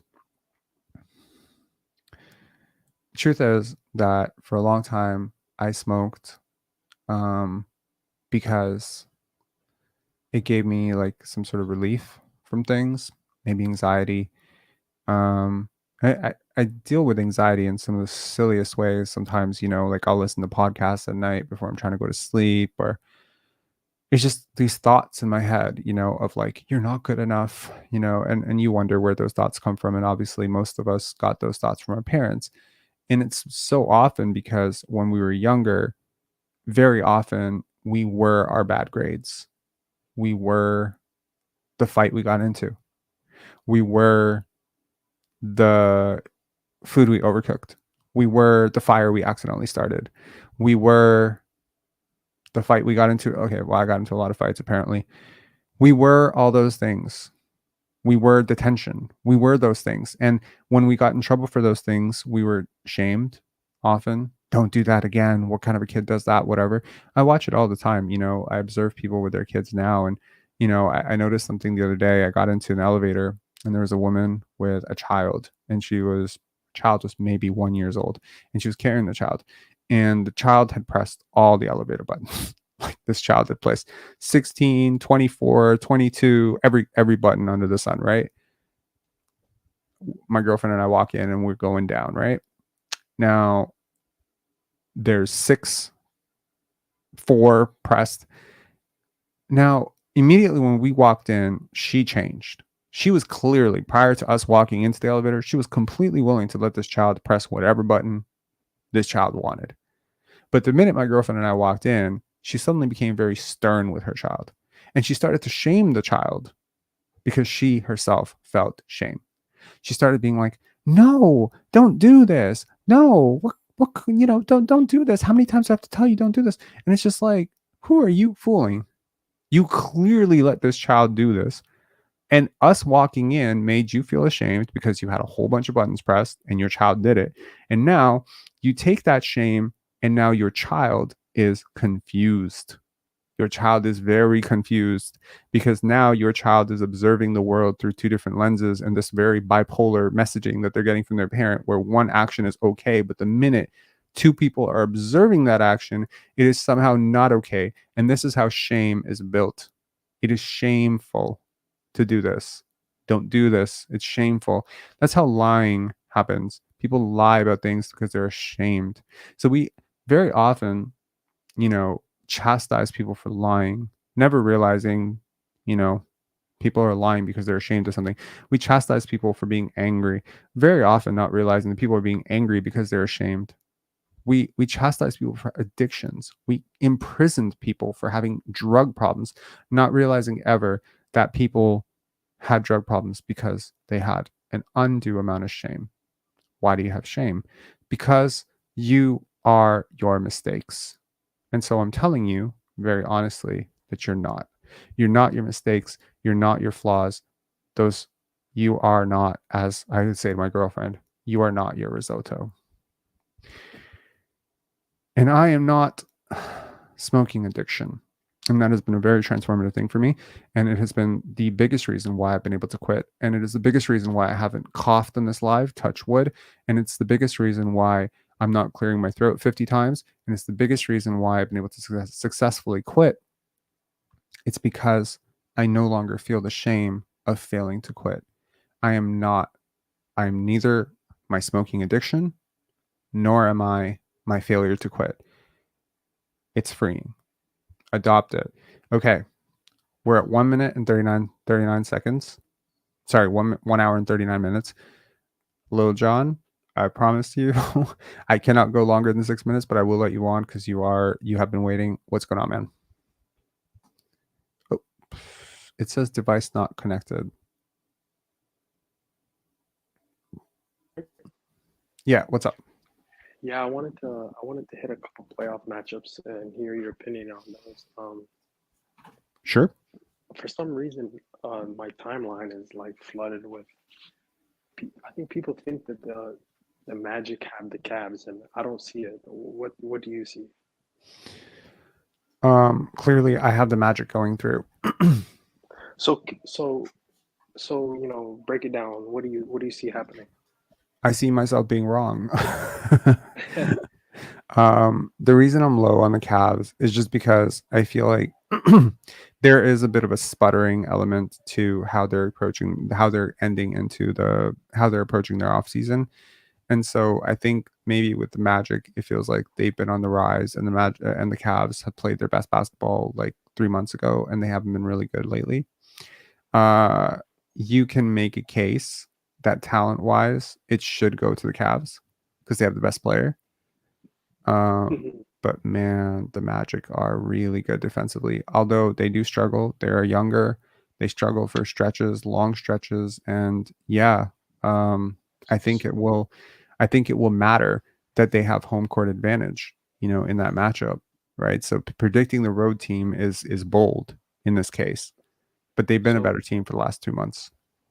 Fair. So this is kind of the way I see it breaking down. So I would have Mobley stick Paolo for every second of the series, and if Not the greatest matchup though. Very physical, man. I've also seen people give that pushback as well. So, but if he goes under every pick and roll, it protects the rim, make him a jump shooter, and Right. the Cavs have far more shooting. They do have the bigs that could be an issue, but they have the better guard play. They have they pass the ball a little bit better, and they're also a really good defensive team for themselves. They are good, So, and I mean, like I think Jared Allen is, I'd say he's better than Wendell Carter, right? Evan Mobley is better than Jonathan Isaac, but when you start to stack like the overwhelming depth, and I know that depth goes away a little bit in the playoffs, and I feel like Jalen Suggs will have an incredible series. So he's the swing player, but he is the swing player because he can force Donovan Mitchell into a very, very tough series, probably the toughest series of his life. Well, if Mitchell's healthy, it should be Cavs, right? It should be Cavs in 5-6, right? Is that what we're implying, that he's not healthy? I'm not saying he's not healthy. Is he not healthy? Well, I think that's what people are. That's why they're going Orlando. I don't know. I don't really see I don't know. I feel like Orlando's kind of gotten by with we're playing harder than everybody every single game. That's kind of their thing. That's the Thibodeau thing. The Knicks thing. The Knicks are gonna they're gonna try to push that button in game one, and they're gonna realize that Philadelphia and Miami's playing just as hard as them. That's kind of why Thibodeau's team is kind of that's a fair plateau. Point. That's a really fair point. Yeah. So yeah, I don't really see. But what do you like in the Minnesota Phoenix? Minnesota. Yes, likewise. Um, Just think defensively. But I mean, like, again, like, it's so hard to bet against Phoenix because they have these three incredible players. Well, two very incredible players and Bradley Beal. But that's all it is. It's just incredible players. Like with the the Timberwolves have is an incredible team. If Karl Anthony Towns is healthy, Naz Reid, Kyle Anderson, Mike Conley, they have a team. It's a good team, and I think Jaden McDaniels is just incredible. It's painful to watch his brother play basketball, but he is a oh joy. God, Yeah. yeah. Yeah, I'll leave it there. I would like to say though, like I've said before, I'm a big Zion fan, and like I can't believe like 3 years into Scotty's career that he's actually like just a point blank better player than Zion. I don't, Do you I'm think there. Scotty's a better player than Zion right now? I'm there. I just think he's better than it. One thing with Zion, watching him today struggle with the Lakers. If you pack the paint on him and you make like his decision making, and he does not process the game as well as you would hope, right? For a guy who's in year Fair. 5, maybe it's because he's only played like 2 years worth of basketball, 2.5 years, so he's really Mhm. like 2.5 years behind. But I Right. can't believe, yeah, like I might have to leave Zion fan club. It's like the bigger the games, it kind of exposes him, and yeah, I just can't believe that we're at the point where Scotty, just looking back as prospects, the Right. fact that he's better than him, it's kind of wild. Well, take a look at your screen. Well, the advanced stats, this is Fugazi. I know Zion's a darling, but because it's No, the no, no, no. it's the efficiency. I think this actually points to some of the stuff you're talking about. Like even their effective It's field goal percentage is the biggest gap. Like efficiency is the gap. Zion it's is more efficient from pretty much everywhere other than the free throw line, right? which is He's more also efficient. really important though, right? If he can't Fair, shoot at all, you have to fair, have fair, healthy fair, numbers. fair, all fair. But he shoots 10% better from the field, bro. That is important, and that is literally the only gap at this point. That's it. But and If yeah, Scotty could become a better finisher, he's better. He's 100% better than him. oh my God, yeah, it hurts, man. Like Zion, like this team might fall. My team, they're gonna fall out of the play. I don't know. It's kind of wild, but thank God at least we have at least the Raptors have a prospect now. Well, it's worth noting, like, look at Zion's numbers in terms of per 100 possessions. This is wild. He gets to the line almost twice as often as Scotty. Okay. He has as many steals as Scotty. He gets fewer rebounds and he gets fewer assists. The fewer rebounds is criminally insane, frankly. There's no way that an athlete of Zion's magnitude should ever get fewer rebounds than anybody. Like, he should have way more rebounds. And I think that was one of the biggest critiques of him earlier. That being said, don't sell your Zion stock just yet. This is about the healthiest season he's had in a long time. I don't think he's a bad player. I think he had an all-star caliber season this year. I mean, like, by the numbers, they're pretty all-star level, you know? Um, And but the team also isn't the best fit. The Ingram fit just isn't good enough, also. So maybe a little bit of that as well. But I just, sure. yeah, Yeah, wow. but I mean, in terms of like Scotty being better than Zion, I think it's still really close. I I think mean, it's just going really, really forward, I'm talking close. about as Raptor fans as an asset. I think we can agree that Oh, if as an asset, if, Scotty is leaps and bounds better than him. if both But were in but I front of mean, as us, a player, like one for one, I need this guy in one game for with the playoffs on the line. Yeah, I'll take Scotty, but it's not yeah, by a lot. I'd also take Scotty. The processing gap is huge. This is one guy processes the game really well, while the other one kind of he's like Bambi out there. Hmm. Yeah, Yeah, I mean, I I don't watch a know. lot Like, of Pelicans. we'll see who he is in the play-in tournament. He's a guy who can heat up and put a lot of pressure. Like, he does put a lot of pressure. Um, I would be very, very interested to see if any of their wings become available. Dyson, Trey, Herb, Trey, any of them. Because if one of those three wings become available, I am literally emptying my entire asset holster to get one. I mean, they teams leave Dyson. You're right. They just leave him open. So I don't know. I love him, but that jumper's gonna have to improve. It will. It will improve, and it does have to improve. Um, They put but maybe people on him Dyson is the sometimes. is the Dyson is the Trey Murphy or Herb Jones replacement, and they can work with him a little bit, and so the Raptors can get Herb Jones. I don't know. Like, I mean, I'm looking at, like, my analytics tell me that Herb is one of the top 15, top 12 top 10 defenders in the NBA. You know, you never know how much these guys are worth until you lose them. It's a big reason why I really like Alex Caruso. If you could get somehow you can get Alex Caruso and Herb Jones on the same team with what we currently have, I would be gunning for, like, we've lost Little John here. I would be gunning for probably close to, like, second round next year. So we'll see. Anyways, we lost Little John here. We got him back. Okay. Yeah. Final word. I'll just say,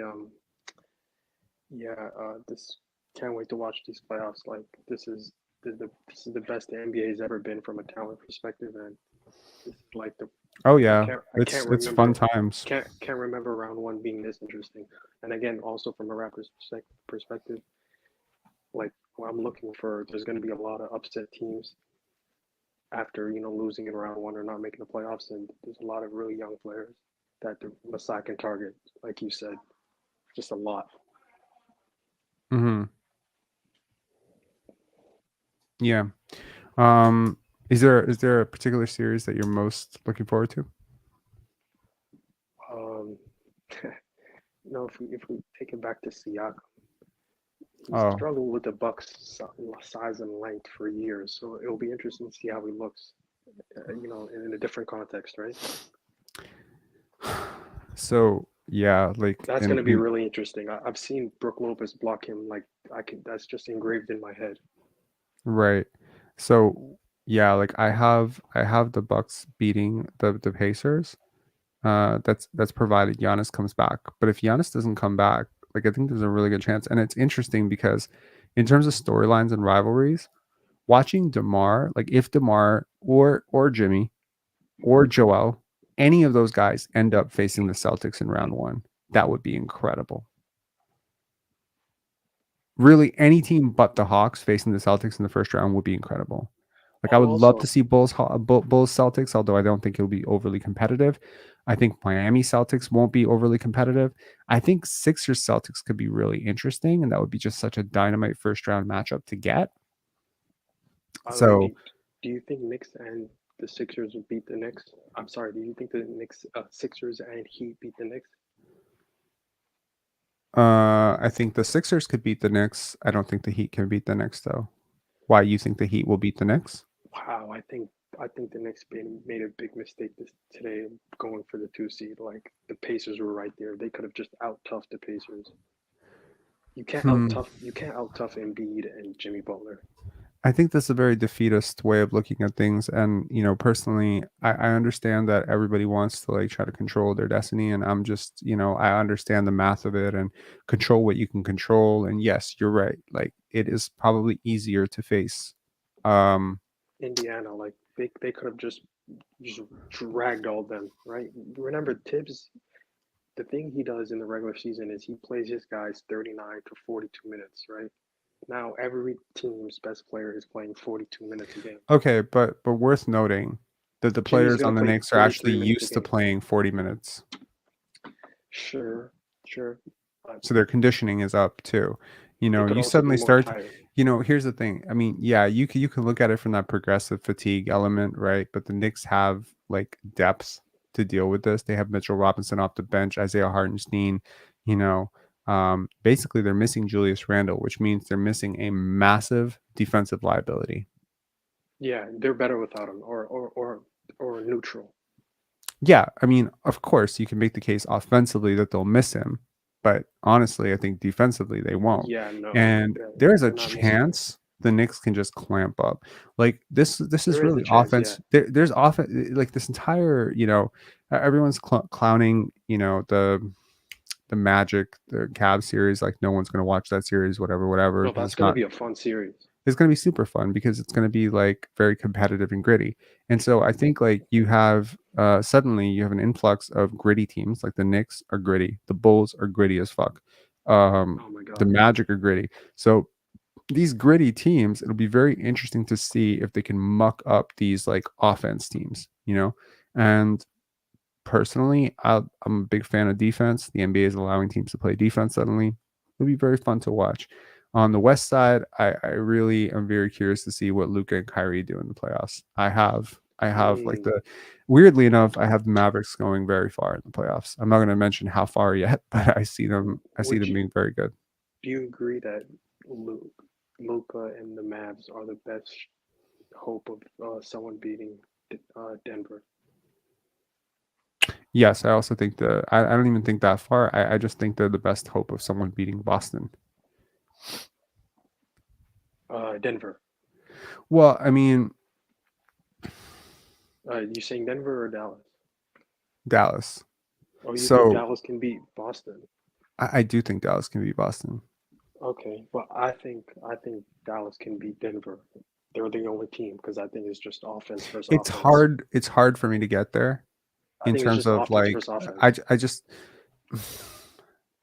He's it's the only guy hard that for can me to outplay understand Jokic. how they're gonna stop Jokic You can't stop him. It's only and you have to Murray outscore him. because You have to outscore them though. That's the I only don't way. know Like that's if gonna be Luka's the really best player, if that's gonna be Luka's a the really best fun player in the series. series, Yeah, right? He's the only one who can be better than him in the West. Like Kevin can't, LeBron sure can't. Like he's too old. He's the only one who can go toe to toe or even surpass him. right. Yeah, so that's gonna be great. Is Kawhi healthy by the way?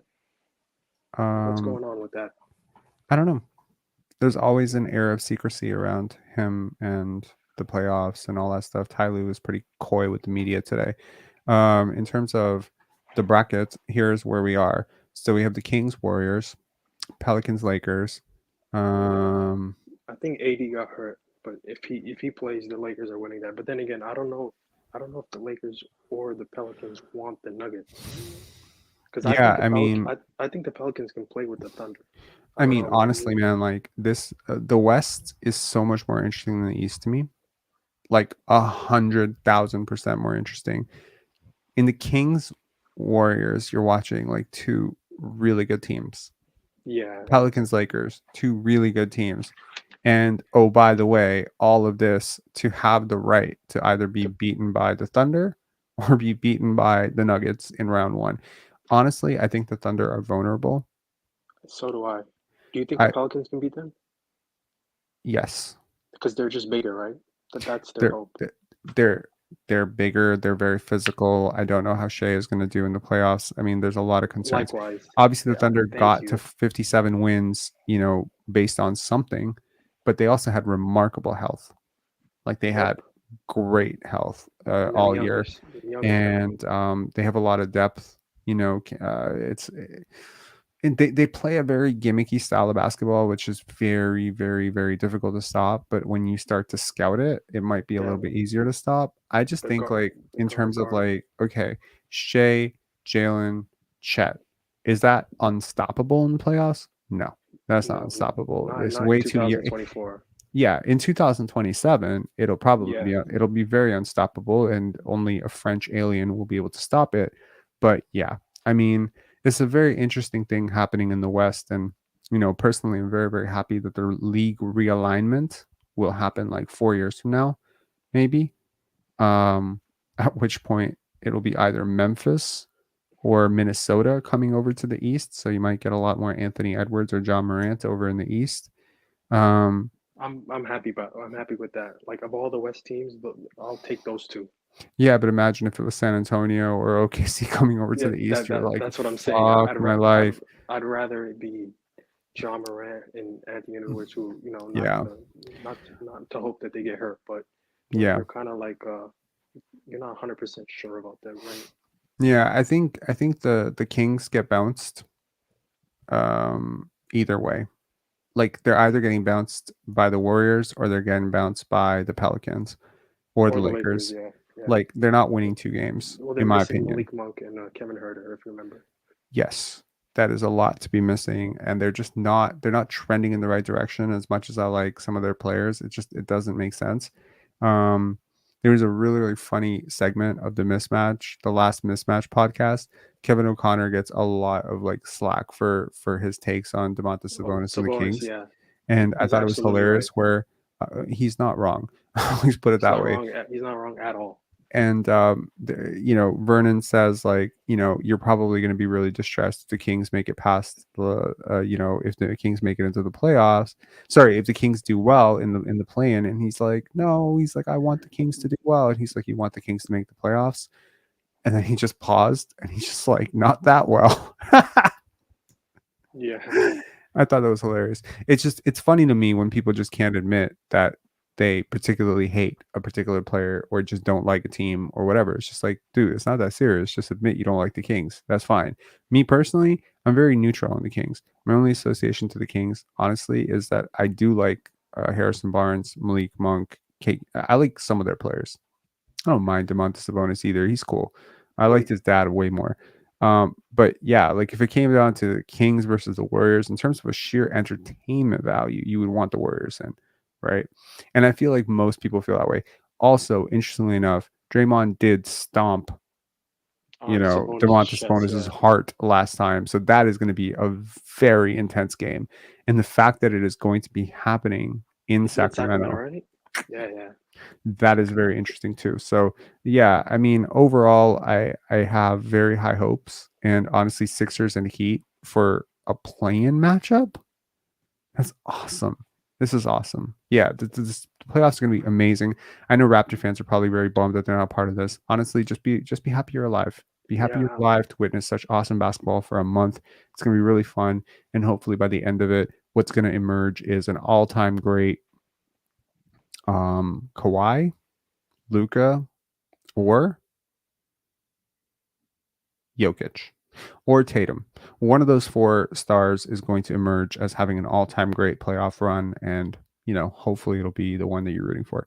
Anyways, Lil John, you've been disconnected again. It was really, really nice having you in. We're going to end this live at this point. In terms of comments, Chet played all 82. Yes, people didn't think he had the durability. Yeah, Lil John. Yeah, thank you, man. Yeah, have a good one, man. Peace. Okay, that does it for Pensire Basketball post-game lives. What are the chances of Christian Coloca coming back? 20%. And he hasn't ruled out coming back, but it'll come down to the league clearing him. Do you think that the Raptors can pry away Monk from the Kings in the offseason if they get bounced in the play-in? I don't think one thing has anything to do with the other. I think it's just going to come down to dollars and cents. Any lives coming up? Hell yeah. Tons of lives. Like, bro, like we're going to be very active. We're not losing the off season. This is a very exciting time to be a Raptor fan. I will part this live on a hopeful note. If you're a Raptor fan who's kind of bummed out by how the season went, etc. And this is not necessarily the most upbeat live. I didn't give everyone A's and just say you get an A, you get an A. I didn't do that.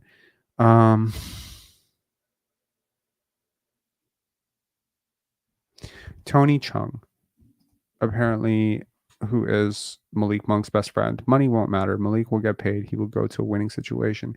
Bro, you think money doesn't matter, but there's a difference between getting $30 million a year and $22 million a year. And it will matter. It will matter significantly to him. And staying in Sacramento, which is a smaller market team, etc., sometimes struggles to keep their free agents. He's a bench player there. Does he want to be a starter? I have no idea. I don't pretend to know this stuff. All I will say is that it will be tough for the Sacramento Kings to retain him. Jared Osei saying, I'm happier we finally blew it up. I'm saying money won't matter, but that's the point. It will matter. There aren't exactly teams that are lining up to give Malik Monk the max. So someone is going to pay him more than someone else is willing to pay him, at which point money will matter.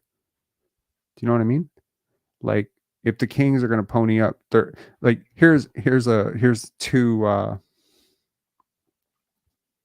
Holy shit, man! Thanks a lot, Jen Kimchi JPEG, with this $28 super chat. That's very generous of you. Thank you very much. I really appreciate that, and looking forward to the lottery and the draft content. Thanks for the lives. Thank you for this, and thank you to this community. Honestly, we grew from around, I don't know, 5,000 subscribers to almost like 8,500. And granted, we slowed down a lot. Thank you so much for this year. I mean, this was not a fun year. A lot of people tuned out halfway through. I completely understand. I think next year will be a lot more fun. I think the Raptors have a lot of young pieces that are worth building around. Yes, you kind of wish they had more. Yes, you wish that Christian Koloko and, maybe someone like Jonte Porter were still on this team in good standing. Yes, you wish that maybe Jalen McDaniels was not the worst player in the world. Yes, you wish that Jordan Nwora or Javon Freeman Liberty or one of these guys had flashed a little bit more potential. Yes, you wish Grady Dick's first half of the season looked a little bit more like the second half of the season. Yes, all that stuff. But I promise you, this was a successful season relative to what you had to accomplish. And I believe that the lack of turnover this offseason will be a good thing.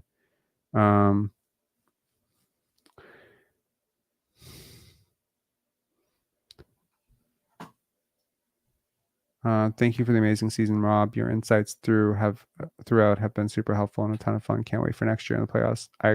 First of all, thank you so much for always being a part of this community. Rob, what do you think Grady's peak will be like? I think it will be a cross between Michael Jordan and Larry Bird. I'm kidding. I think Grady is going to be like a solid.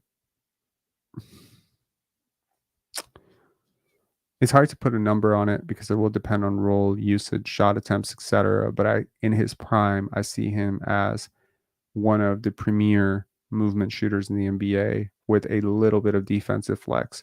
So at the worst case, and I'm saying worst case, he's a better version of Kevin Huerter, which is a pretty good player. In his best case, he's like a taller Bojan Bogdanovic meets Klay Thompson.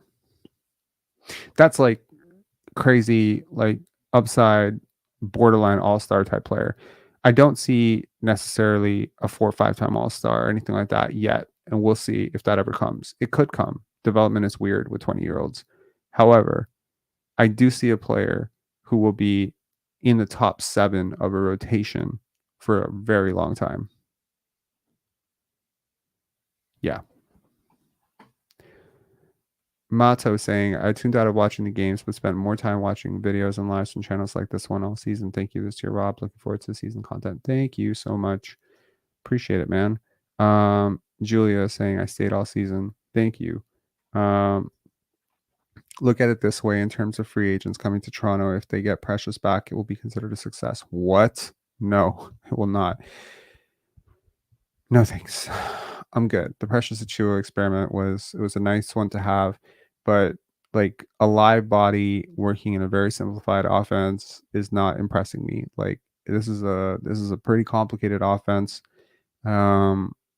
We need no. I'm good, bro. Like Precious Achua, $15 million, they can keep him. Precious Achua, $5 million, happily come back. $7 million, come back. No problem. $7 million is fine. But $15, $20 million, they can keep him. And someone out there is going to see his success and his raw numbers because they're idiots. They don't fucking do the math. That when a guy takes 14 shots in 40 minutes, he's gonna score a little bit, right? I watched a lot of Precious Achua since he moved to the Knicks. Like maybe, okay, I don't say a lot. I've watched 6 games of his. He don't look like a fundamentally different player. He just looks like a player whose role has been massively simplified. It's not impossible when you have this many shooters and this much space to just crash the offensive glass and put some open dunks up. He's not that great. He's very interesting defensively, though, and he's always been very interesting defensively. We'll see in the playoffs, man. If Precious Achua goes off for a big playoff run, bro, it's going to be very hard for the Knicks to keep him in the first place, because that's what happened with Jerome James. Ironically, Knicks fans might remember Jerome James. Now I'm just trolling the Knicks fans at this point. Anyways, thank you for the super chat here. Thank you for all the support throughout the season. It's been very meaningful. This has been a very, very, challenging season. I think as a Raptors fan, obviously we would have wanted more success. We would have wanted a little bit more development. We didn't get it, but good things come to those who wait. And I want to draw a diagram. Damn it. You know what? Maybe I have to share it on the next live. But there was a diagram that I drew for my girlfriend about the hard life versus the good life versus the bad life. And basically the good life, the hard life is a straight line. Just imagine, like, this is the screen. The hard life goes like this. People always assume that volatility and big dips create a hard life. I think monotony and stagnation create a hard life. So the hard life is just like a straight line of blasé crap, right? The good life often comes with either a structured or accidental big dip. I consider it the rubber band theory. Sometimes when you pull on a rubber band, you stress it, right? It's funny because I'm talking about rubber bands and, we have Alex McKechnie, but when you pull on a rubber band, imagine how much stress you put on the rubber band, right? But when you let it go, it flies, it's free, right? It's the same thing. It's stress, and release. So the Raptors have stressed not only us, not only me, our fan base, whatever. They've taken a lot of development lumps, didn't look pretty, got blown out a lot, ton of losses. Fine. Wash the season, flush it. It's done. It's over. Move on. Next season, everyone starts 0-0. None of these losses are going to carry over to next season. Thank God. All of these winning habits, however, and all the development will. Important. And I do say this with a grain of, I don't want to say grain of salt. It's with humility, and I understand, Nick Nurse has his advantages, and a lot of people still like him in the city and whatever. But I do want to say that dude left a dumpster fire here in Toronto. He left, everything fell apart. Do you realize that? Those players that he was playing, they had to fundamentally shift. They left, right? The young players he wasn't playing, they didn't develop. They got some burn this year. They finally did develop. Precious Achiuwa, Gary Trent Jr., Malachi Flynn, Delano Banton.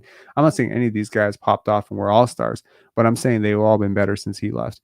So to me, as I mentioned before, great leadership, great coaching is about sustainability, which would mean that if I take over, right, for Coach K right now, if I take over for Calipari at Kentucky right now, what am I left with?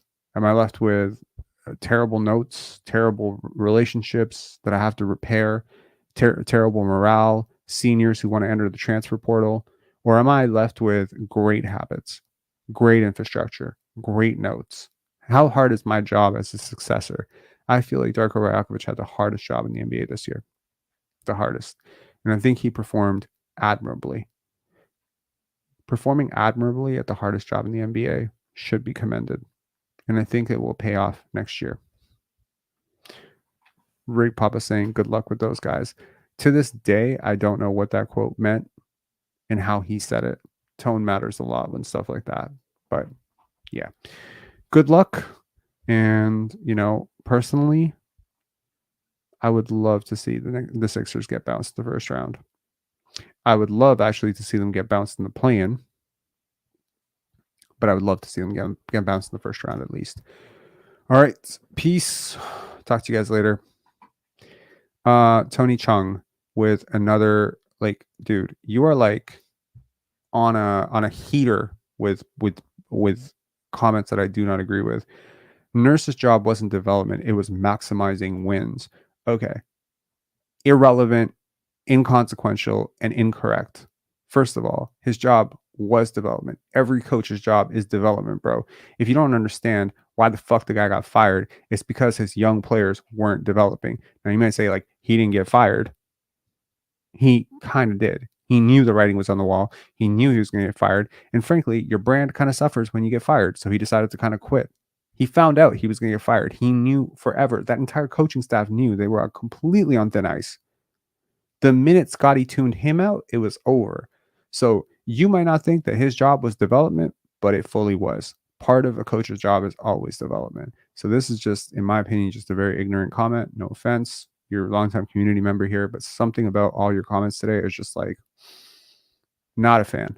All right. Peace. Have a good season, guys, or have a good off season. And I will be there and we will do mock drafts. I believe first ever mock draft will come out tomorrow or the next day. I know I said it like 2 days ago. There's come out tomorrow or the next day, and I totally fucked up on that. That's okay. But yeah. But Nurse maximized wins. No, he didn't. No, he didn't. No, he didn't. You think he maximized wins, but honestly, his team underperformed by 9 fucking wins last year, in my humble opinion. I don't think the Raptors were a 41-win team last year. Maximized wins? The fuck are you talking about, Tony? He maximized Fred VanVleet's contract value. He maximized Pascal Siakam's maximum, contract value. That's what he was here to do. Maximizing wins meant playing through guys that he didn't want to play through. Maximizing wins meant maybe sustaining certain guys' minutes. This comment is very triggering to me because no fucking way in hell did he do that. Of the personnel he had, Nurse had to get the most wins he could out of the roster. Just keep spinning your wheel, man. You're wrong. You're wrong. You're wrong. In my opinion, you're wrong. In my humble opinion, you're wrong. His job may have been in his mind or in your mind or whoever the fuck thinks this to get the most wins. And I'm sure the Toronto media definitely thinks that he was supposed to get the most wins. And they've been very critical of Darko Rakovic for not getting enough wins this year. But you're not understanding when you have a young roster and you have an ascending superstar like Scotty Barnes, the goal is always development. I think you've missed the forest in the trees, man. Peace. Have a good one.